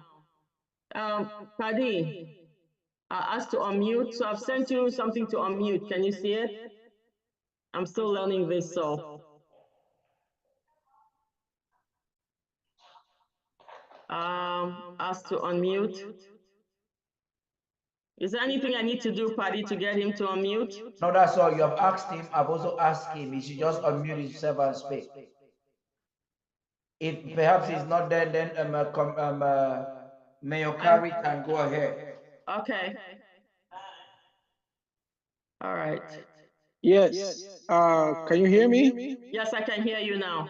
Thank you very much, Mommy Drake. Extremely, very excellent job right there. You know, I wish I can make you Beyonce so that you bring us 230 million tweets in a second. But we are going to get there, right? Right. It starts with the first step. Yeah, my first comment is that, you know, how I wish we started the struggle with this. Right. You see, if we started the struggle with this, we have a big database already. But it is never too late. It's better late than never. I'm also a latecomer. I'm also a learner. I can say about a year old on Twitter. And so, yes, I appreciate anybody who takes the lead like you do. Yeah, so I appreciate that very much. And then one other, just one of a few comments I wanted to make. Then the other comment is that when you try to follow people, people don't be afraid to describe themselves as school plotters. Okay, people who assume that name. Why do you do that? You do that because if they tweet any falsehood, it is our collective responsibility to go there and correct that so that falsehood does not remain in the public space because that's not what, it does not representative of what we are fighting for. Then the next thing about Twitter is that somebody put it in a very simple way and it sunk to me. So maybe I'm just sharing so that maybe it will do the same thing for you. We say that Twitter is like going out there and speaking to world leaders, right? World leaders without having, it's like you're sending them a message without having to put a postage stamp on it. That's right. Right? And you are going to access them right into their heart without having to pass through their secretary or their security person or whatever the case may be. If you have your Twitter handle, you're going straight to them. And then the other thing that I want to do is just ask for a suggestion. It's a suggestion I made before. I just want to repeat it.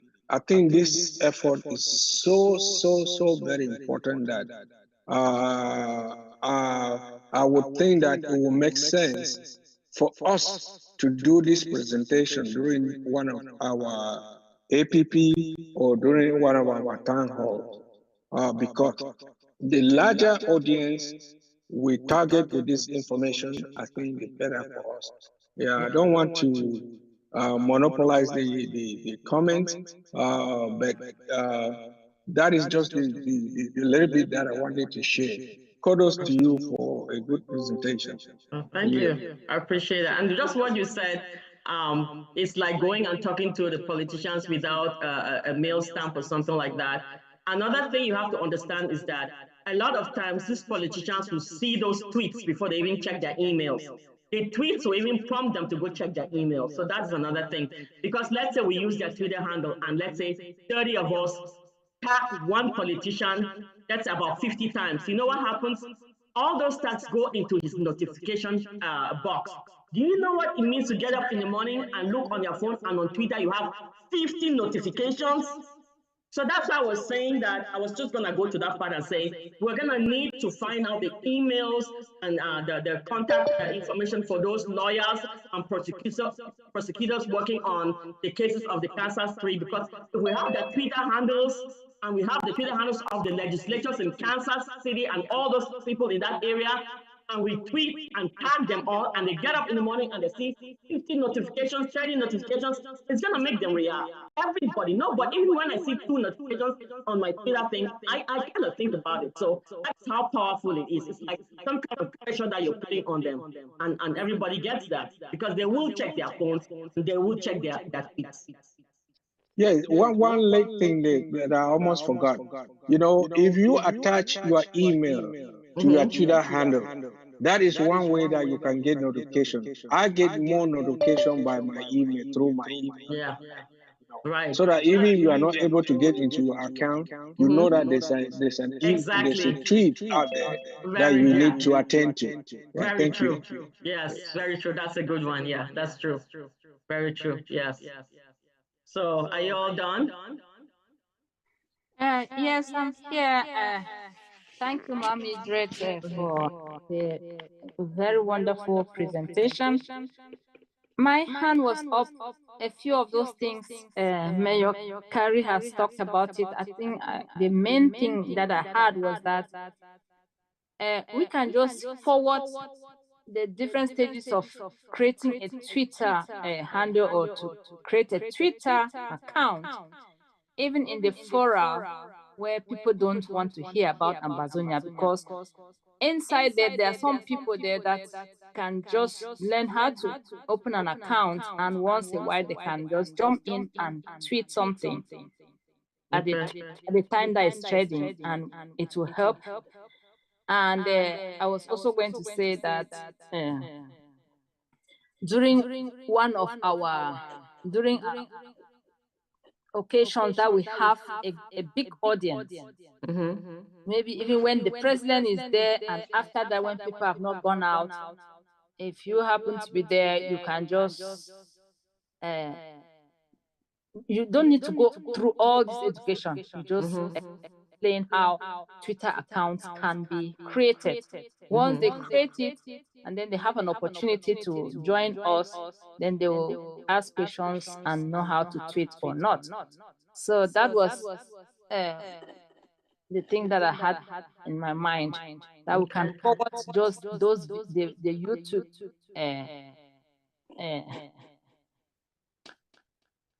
this thing in our different fora, so some people can just create accounts, and it will help for those who are there hiding and don't want to belong to the political. Yeah, the YouTube video is already circling in some of the forums, so they can, I can still send it if you want me to.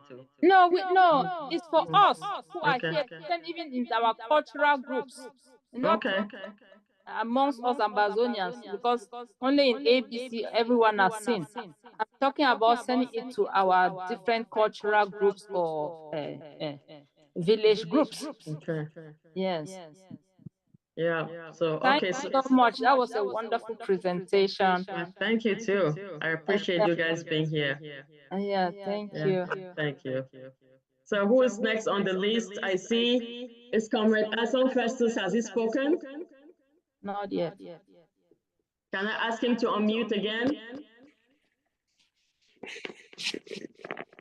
There is Barista Bessia. Okay, and Barista Besa is the one yeah, that's the one. I was going to ask him to give us a little counsel on this thing, this as well. So thank you, Barista. So I'm going to ask you to unmute. I hope you can see it.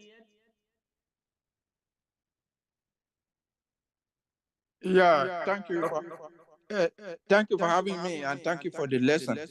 I think up to this point, if we were not using Twitter, it is because most of us don't know how to use it. Going forward, we have learned how important it is. And we have to also know that, see, Twitter is not a WhatsApp group where you can create it for yourself. If, for example, it is for everybody, especially in Amazonia, and in fact for the whole world. Let us take, for example, that Paul Biya was on Twitter and was tweeting something about Northwest and Southwest, which he calls the North and Southwest. And we are there, we were able to respond to him and say, no, that's the wrong thing that you're talking about. So this is a very good approach to the thing. And as you said, this is the cheapest way to get the largest people in the world. In fact, those people matter in whatever matter that you have to present. Those who matter are there. But to get your case properly put there, for them to pay attention to what you are doing, you must be able to choose your language. Choose what you want to say and say it the right way. Because if you say it wrongly, the message will not be well received. And so we have to be able to do what we can do. And remember that you have only 280 characters, not 280 words, characters. A comma is a character. A full stop is a character. So you have such a limited space to put all these there. Which is why these big people, big politicians like it, because they are not going to spend time reading your long letter. That's exactly true, Barrister. Yeah, so you send the thing to them, and they understand exactly what you're saying. For example, we are talking about Kansas 3, free Kansas 3. If you just put free Kansas 3, and your reason is that it is unjust, that will not draw a lot of attention. Because everybody who finds himself in jail thinks that is unjust. But if you use the word, for example, discrimination, black against white, something like that, that will make a politician feel there's something a little bit different from this, from the ordinary discrimination, from the ordinary injustice. So you attract the person to whom you are sending, otherwise you will delete it away. And if you are rude, they will just ignore it. In fact, they will delete it from their account. And that will not take the message. I've witnessed many times, you see, a table now tweets a lot. And then some of us are so angry with his tweets. And then we'll make long audios, long video audios, insulting him. He doesn't listen to those things. You're insulting him on WhatsApp forum that belongs to you and me. They will not hear that nonsense. So, for it to get to him, because he was tweeting, he was able to tweet to him. That's right. But you're not going to tweet him and say, oh, you're a black leg, yeah, this and that. That would not mean anything. Just disagree with him in what he says in the shortest language possible, in the most polite language you can. Right. And then, again, there are so many things we can do on this thing. Who have discovered this would have used it a long time before. But now that we're discovering it, we're going to use it. For example, you can hashtag the Secretary General of the United Nations and say, for example, independent for Southern Cameroon.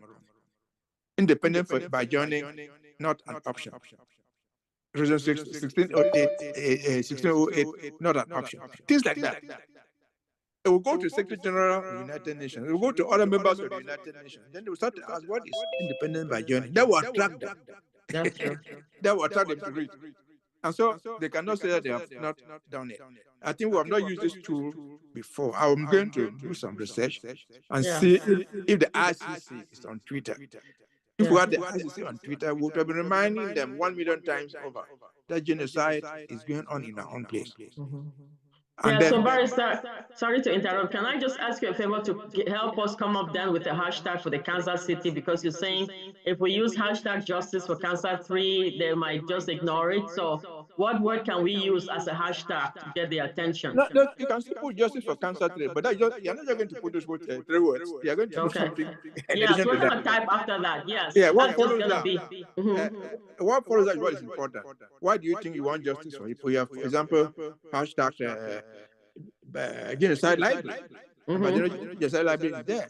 You have tried to, you want to compare Amazonia with Ukraine. You want to compare Amazonia with Gaza. How do you do it? How do we do it?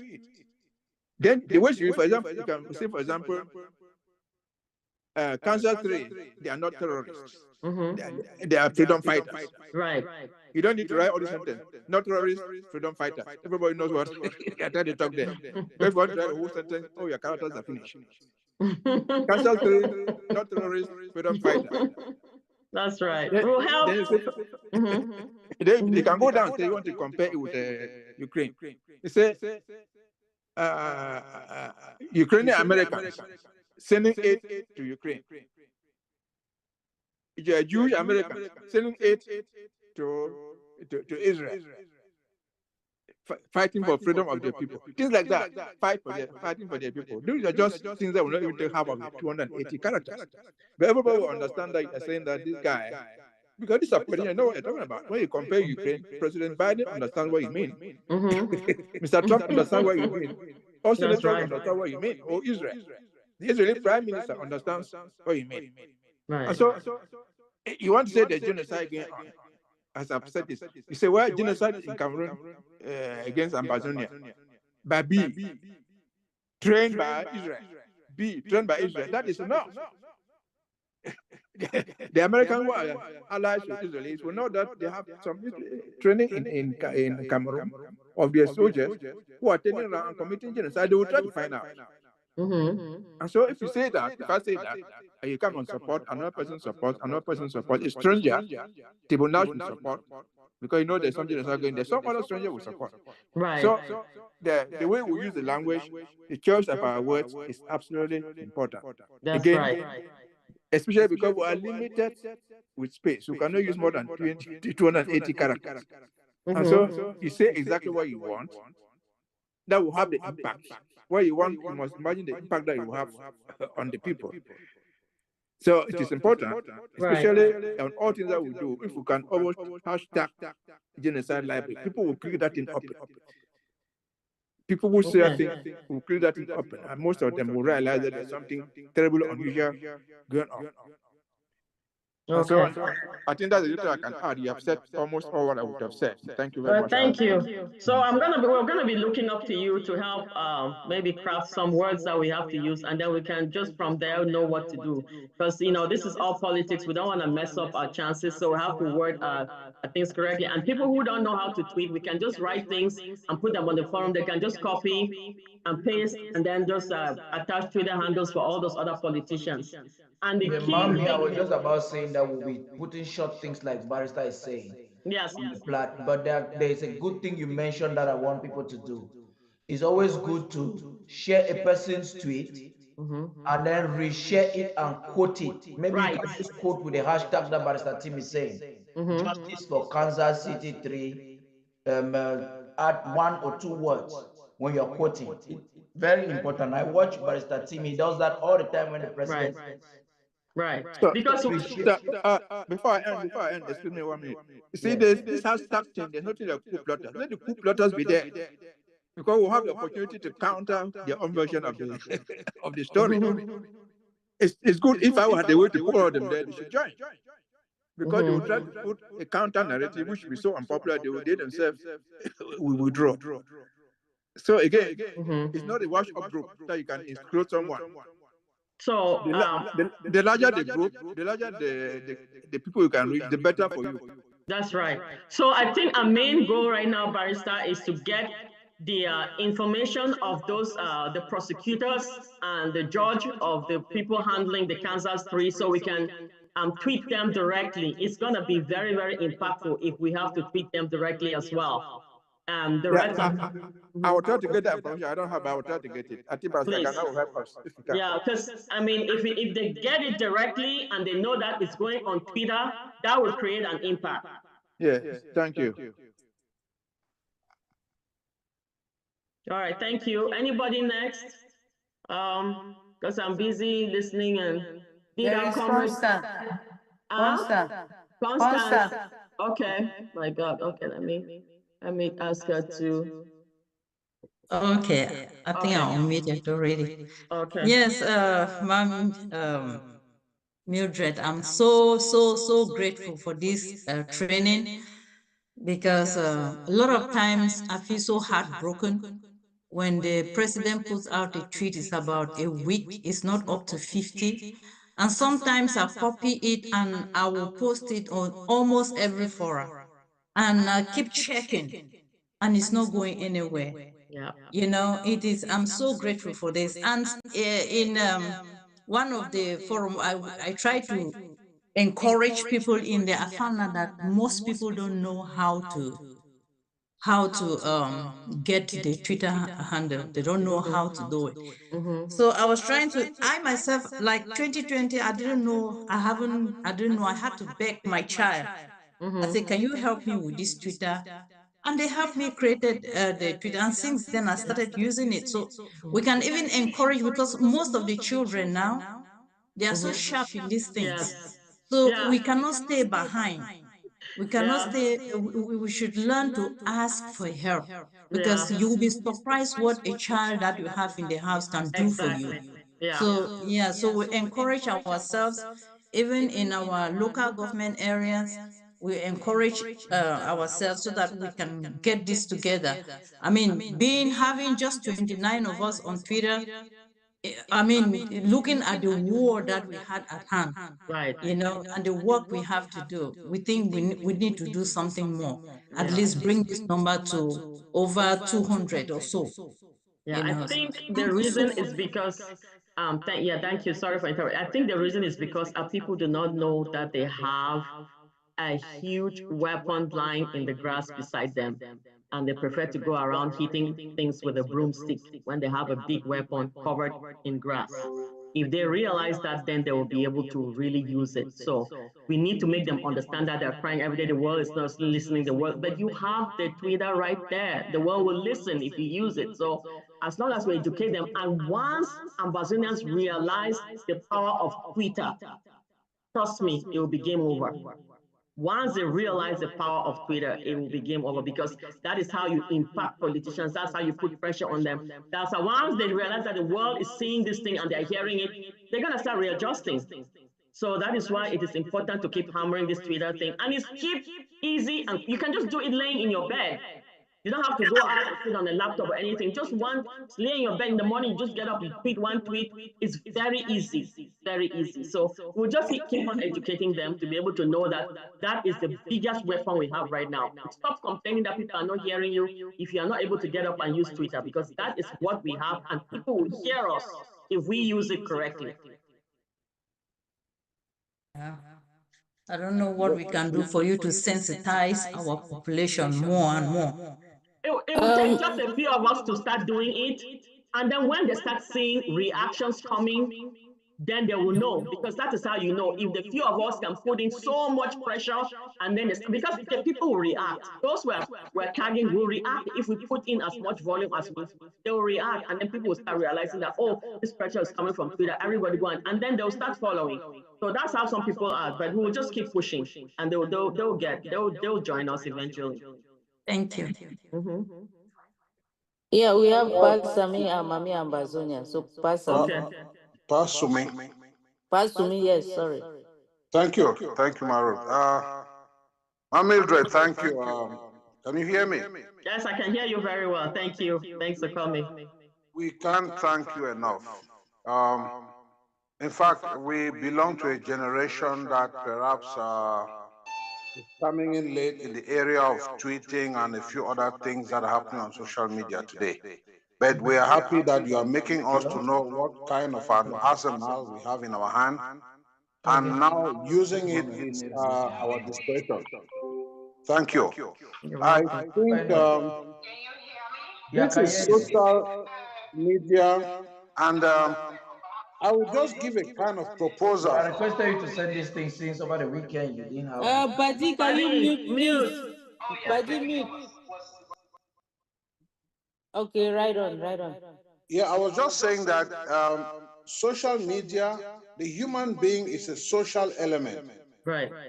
To approach this thing, we will, from your desk, design perhaps a prize for a Twitter king and a Twitter queen.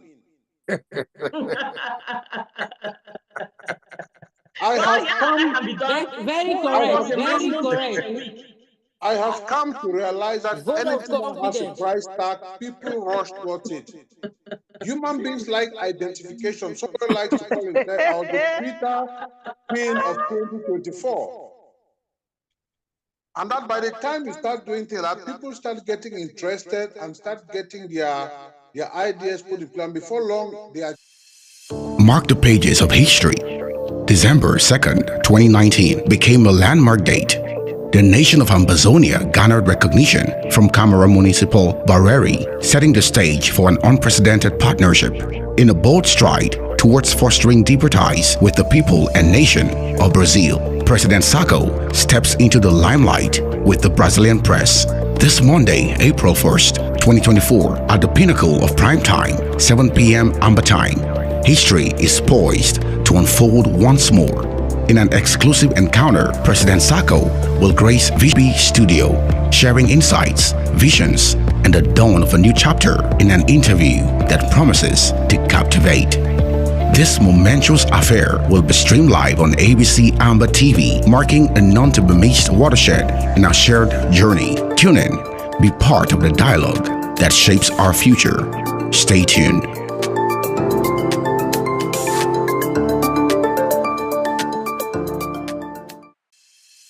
Mark the pages of history. A coup plotter. It is not always very good. We know that they are there. I've heard voices today that say, even include them in whatever you want to do. Some were in that area because of the impact of some others. They are still looking for a way to come back. They are still dragging their feet. And I think the president's word has always been encourage them to come back, educate them, sensitize them, and they stay on platform. And before long, they open up why they went that way. So I think this is just my recommendation for some of us who come. That person might have given up some other activity to come on this platform today to learn, like all of us are learning. Let's not push them back. Okay, thank you. Yes, very much and they were right. They were right. There was a sound problem. Yeah, they were legitimate complaint. Yes. Okay. Well, thank you so much, Pastor. You make a good point. Yeah, definitely. Thank you. Kudos for your good work. But thank you too. Amen. All right. So, Mama Ambazonia, you're next. Mom Mildred and the team. Thank you guys. So thank you guys. Yeah. You're welcome. It's never too late for anybody to learn until you die. I came to this country and I saw a woman graduated with a nursing certificate at 89 years. I was like, what? My daughter was like, Mom, it's not. It's okay. So I've learned here today. I will go and when I'll meet my granddaughter, I will ask them, they will teach me, they'll show me how to do this tweeting. Yeah. And so, yeah. And I will encourage and I will tell many other people, even make my audios, even the dialect, tell them, when you have a grandchild, they will tell you, Ma Constance has just said something I was thinking. Yeah, these children, they are so intelligent. Yes. And when I would tell her, I would tell her to also to join because I was telling Honorable Ruth what my grandson said and she laughed until she almost choked. Because these children, they watch us and they see what we do. That's why I tell people that when you do something bad, tomorrow that child will read it to you. Yeah, they will read it to you because when he said and he explained how I always do my audio, I was shocked. Mommy Dread, I was shocked. A 6-year-old child. January 4th, in the year of our Lord 2000, I said, what? So they are Oh, fast. God. We can use them. Yeah, we can use them. Yes, definitely. You're Yes, just we saying can use something. them to swell the population. One other thing I want to beg you, Ma'am Mildred, is that you have to continuously be calling this what is a meeting or Zoom what, constantly be calling. Oh, People will yes. be coming. Yeah. Oh, yes, Some people did not definitely. come today because maybe they were at work or they were busy, Mhm. but next time they will come. Yeah. So that this will swell up. It will make our we'll have the population. We'll have Yes. it. Instead of forwarding messages in forums, this is the best. Right. If I didn't come, I wouldn't have known. That's right. Right. If I didn't come here, I wouldn't have known that, because all those messages, they're always circulating among us. Yeah. We need to reach out to the people that matters and the people who will listen to us and do something, That's instead of right. us talking to us. Yeah, exactly. Because that's why I keep saying spend less time in WhatsApp and more time on Twitter. You will get Yes, results. You will I've get learned a lot results. here You I will came. get But when results. I was trying to come, my other master, that was one of my sister was like, "You did go for Twitter? What you know for Twitter? Come over here, now you have to go for Twitter." But that is a voice. That is a voice we're crying that people are not hearing our story. And that is where that is the avenue. That's it right there. You learn it. I mean, I remember I learned how to go on Twitter when I opened my Twitter account in 2013, but that's because I was following a show. That was when Twitter was up and coming. And that show, they were trying to revolutionize everything. And they were saying, oh, their season premiere, around September, the show start their new season premiere. We're going to be on Twitter live. So I was trying to struggle. I said, I don't want to miss out on this. I have to make sure that I have a Twitter account. And I kind of went through into the group and I saw how it was created. And when I tried, because I didn't want to miss out on the premiere. So when the premiere came out, my God, the whole Twitter blew up. And that show was the #1 show because of the interaction. So that's how I started slowly. I just watching what people were writing and doing, and I just kept following until I could figure things out. But that show forced me to open a Twitter account. That was in 2013. Yes. And that's how I got to learn how to do things, because, sometimes you are forced to do it and then you realize that it was a powerful thing. Yeah. So I want just to thank you to continue. So kudos to you, Lisa. Well, thank you. So I wish more people will come, more people will realize that. Don't complain that people are not hearing our story if you are not out there on Twitter, please. Amen. That's where Even our congressmen, tag them. If you tag them on Twitter, they will see it long before they even go check their emails. I'll tell you that much. Yeah. Yes, they will see it. They want our votes. Yes. See it.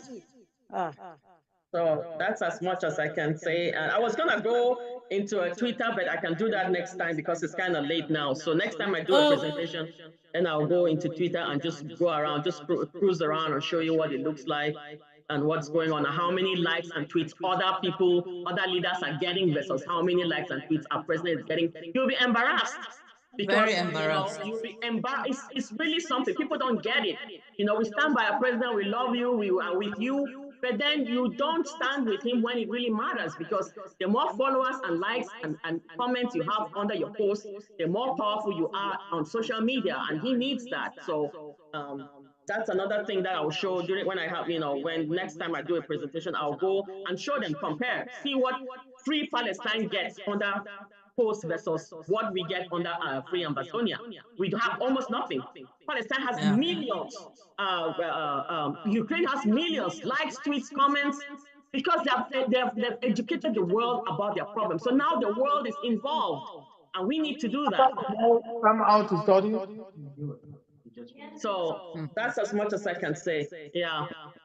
Yes, Bobby, before you round up, like people were saying, when they are having other Zoom or other activity like the president, we should put this. No, we are coming there to report. Like we say, we are going to do a storm, X storm on the 10th. All right. The reports on the X storm, on all the X storm, that is what we are going to present. We are not saying that we are going to advertise again as like we have done today. This one is over. Let's come with results. So that when we are reporting results in any of the outing, people will see the interest to join. That's right. It's all about action. And those who will win the trophy on the 10th will have an opportunity to do the presentation. So let's be doing it like that so that it will be competitive. Yeah. So first of all, on 10th in the morning, or the night before, I'll have to do a roll call roundup to know how many are tweeting. And then, if it's just 20 of us, then we'll have to do more than 50 tweets each. Because it's volume. Remember, it's all about the volume. The more people, the fewer tweets, but the less people, the more tweets, because you need that volume to make an impact. That's true. Yeah. And thank you very much for the presentation. It So was on that day, we will be tweeting with 4 accounts. We'll have Federal Republic of Amazonia on Twitter, ABC Amber TV on Twitter, President on Twitter, myself, and the communications with Kemi. So we have I'm just giving the accounts that when we tweet, please, everybody should share these accounts. Okay, so what you need to do, Comrade Padi, yes, ma'am. What you need to do is please put those Twitter handles in the forum so that we can all follow it. Because it's better to put it there, let people follow you, because it's hard to start chasing around to find out what's what on Twitter. Yeah. But once everybody starts following here you, has to follow everybody, but those ABC and other things, I'll send them. So that is a project we have to have. Everybody has to provide their Twitter handles because we have to create that community. We have to follow each other to build that community. So starting from tonight, we have the whole of tomorrow, Tuesday, to brace ourselves to get ready. I'll be going to buy some Peseha maybe by tomorrow evening to get a few quotes that we can use because, like I said, this is a trial run. See how we do. And then Friday, we do another one. We have to keep practicing. We have to keep doing it until we hit the mark, and then we know that this is where we are. So we need everybody to provide their Twitter handles. You can just type it in the forum or email me privately. Then we'll have to create that list and put everybody's Twitter handle on there. And make sure you go and search these people and follow them, because that is how we create that community to be able to fight this battle. We can't do it haphazardly. I mean, I cannot be going and finding, oh, where's Mama Ambazonia's Twitter handle? Where? No. But if we are all in one community, then we can create that impact very fast and very easily. So that is why we need everybody's Twitter handle. As soon as you create yours, please put yours in the forum so we can start compiling a list of Twitter handles, and then we can go from there. Thank you. Yeah, one quick announcement, please. I'm going to retweet one of the president's tweets on the Kansas 3 free, the Kansas 3 today. So if you create your Twitter account today and you want to try it out before we hit the big mark on Wednesday, this is your opportunity. Okay, good. I'll put the president's Twitter handle in the forum so everybody can follow it. Thank you. Thank you. Thank you, Mohammed. Thank you very much. All right, so that rounds it up, Comrade Padi. Anything else?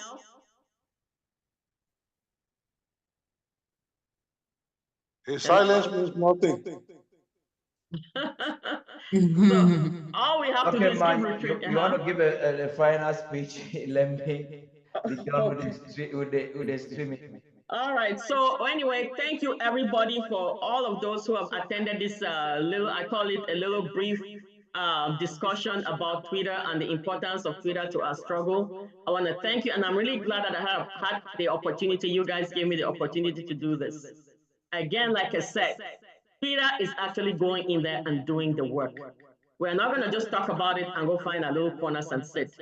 Go home, try to figure out, please call me, you have my number. I can sit on the phone and work through it with you to get an account. We need to create impact. This is one of our major avenues to do it. So it's not something that's hard to do, it's easy to do. So please, we need to start recognizing when we have an arsenal that is going to work to our advantage. Think about it. A judge who is prosecuting our brothers in Kansas gets up in the morning and finds 50 notifications on his Twitter account. And he opens it up, and what does he see? Kansas City 3. You know what that's going to tell him? These people are serious. I better do something. It's going to adjust. Every human being will adjust. And that's why Twitter is so impactful, because you reach people personally, right into their homes, in their personal phones. They will see it. Even if they don't want to go to the office and read their emails or whatever, but they will get it in their phones, because that's where they go to get their information. So I am pleading with all Ambazonians, let's use this as one of the last best shots we have, because we have the people, we just have to put in the work and the motivation. So I want to thank you all, and we'll keep working on this. Remember, Wednesday is our first trial run from 10 a.m. to 12 noon Central Time. I'll put that on the forum. And let's give it a go and see how we do. And we can always work from that and see how we can do better. So thank you, Ambazonians. This is another way to go to fight for our freedom. So let's do it. Everybody else is doing it. We are the ones that are still behind. So we need to catch up. Thank you so much, and have a good rest of your evening. Thank you. Mark the pages of history. December 2nd, 2019 became a landmark date. The nation of Ambazonia garnered recognition from Camara Municipal Bareri, setting the stage for an unprecedented partnership in a bold stride towards fostering deeper ties with the people and nation of Brazil. President Sacco steps into the limelight with the Brazilian press this Monday, April 1st, 2024, at the pinnacle of prime time, 7 p.m. Amba time. History is poised to unfold once more.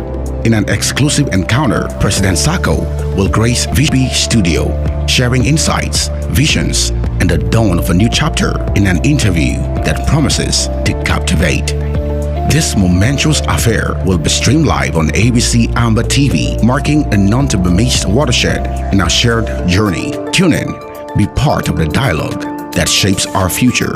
Stay tuned.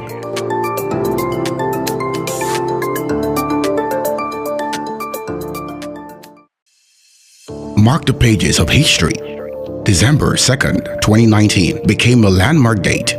The nation of Ambazonia garnered recognition from Camara Municipal Bareri, setting the stage for an unprecedented partnership in a bold stride towards fostering deeper ties with the people and nation of Brazil. President Sacco steps into the limelight with the Brazilian press this Monday, April 1st, 2024, at the pinnacle of prime time, 7 p.m. Amba time. History is poised to unfold once more. In an exclusive encounter, President Sacco will grace VB Studio, sharing insights, visions, and the dawn of a new chapter in an interview that promises to captivate. This momentous affair will be streamed live on ABC Amba TV, marking a non-to-be-missed watershed in our shared journey. Tune in, be part of the dialogue that shapes our future. Stay tuned.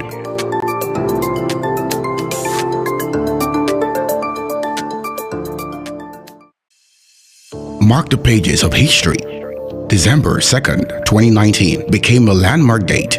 The nation of Ambazonia garnered recognition from Camara Municipal Bareri, setting the stage for an unprecedented partnership in a bold stride towards fostering deeper ties with the people and nation of Brazil. President Sacco steps into the limelight with the Brazilian press this Monday, April 1st, 2024, at the pinnacle of prime time, 7 p.m. Amba time. History is poised to unfold once more. In an exclusive encounter, President Sacco will grace VB Studio, sharing insights, visions, and the dawn of a new chapter in an interview that promises to captivate. This momentous affair will be streamed live on ABC Amba TV, marking a non-to-be-missed watershed in our shared journey. Tune in, be part of the dialogue that shapes our future. Stay tuned.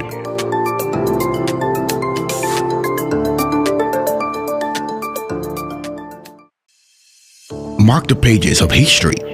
December 2nd, 2019 became a landmark date. The nation of Ambazonia garnered recognition from Camara Municipal Bareri, setting the stage for an unprecedented partnership in a bold stride towards fostering deeper ties with the people and nation of Brazil. President Sacco steps into the limelight with the Brazilian press this Monday, April 1st, 2024, at the pinnacle of prime time, 7 p.m. Amba time. History is poised to unfold once more. In an exclusive encounter, President Sacco will grace VB Studio, sharing insights, visions, and and the dawn of a new chapter in an interview that promises to captivate. This momentous affair will be streamed live on ABC Amber TV, marking a non-to-be-missed watershed in our shared journey. Tune in, be part of the dialogue that shapes our future. Stay tuned.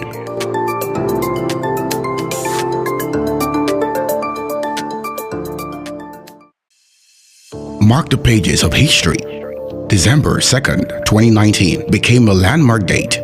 The nation of Ambazonia garnered recognition from Camara Municipal Bareri, setting the stage for an unprecedented partnership in a bold stride towards fostering deeper ties with the people and nation of Brazil. President Sacco steps into the limelight with the Brazilian press this Monday, April 1st, 2024, at the pinnacle of prime time, 7 p.m. Amber time.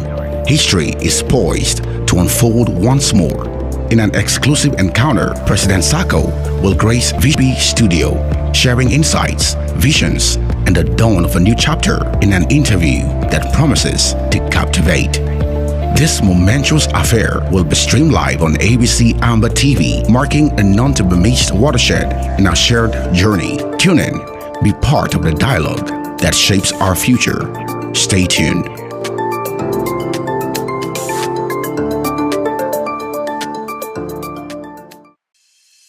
Mark the pages of history.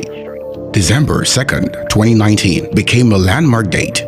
The nation of Ambazonia garnered recognition from Camara Municipal Bareri, setting the stage for an unprecedented partnership in a bold stride towards fostering deeper ties with the people and nation of Brazil. President Sacco steps into the limelight with the Brazilian press this Monday, April 1st, 2024, at the pinnacle of prime time, 7 p.m. Amber time. History is poised to unfold once more. In an exclusive encounter, President Sacco will grace VB Studio, sharing insights, visions, and the dawn of a new chapter in an interview that promises to captivate. This momentous affair will be streamed live on ABC Amber TV, marking a non-to-be-missed watershed in our shared journey. Tune in, be part of the dialogue that shapes our future. Stay tuned.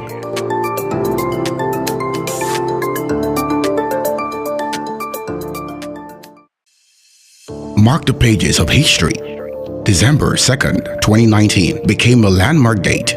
The nation of Ambazonia garnered recognition from Camara Municipal Bareri, setting the stage for an unprecedented partnership in a bold stride towards fostering deeper ties with the people and nation of Brazil. President Sacco steps into the limelight with the Brazilian press this Monday, April 1st, 2024, at the pinnacle of prime time, 7 p.m. Amber time.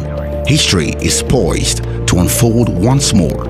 In an exclusive encounter, President Sacco will grace VB Studio, sharing insights, visions, and the dawn of a new chapter in an interview that promises to captivate.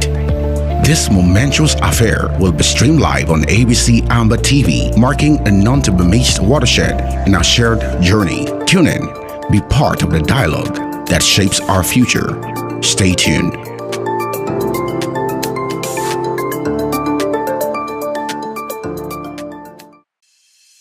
Mark the pages of history. December 2nd, 2019 became a landmark date.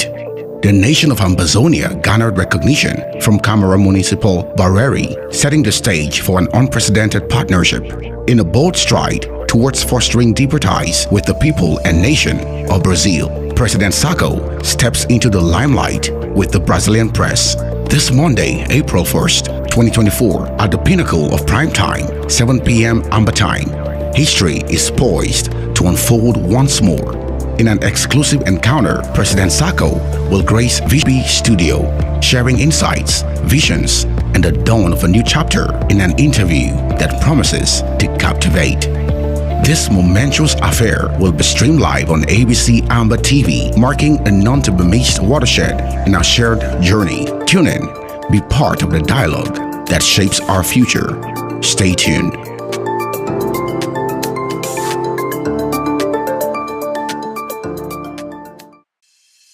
Mark the pages of history. December 2nd, 2019 became a landmark date.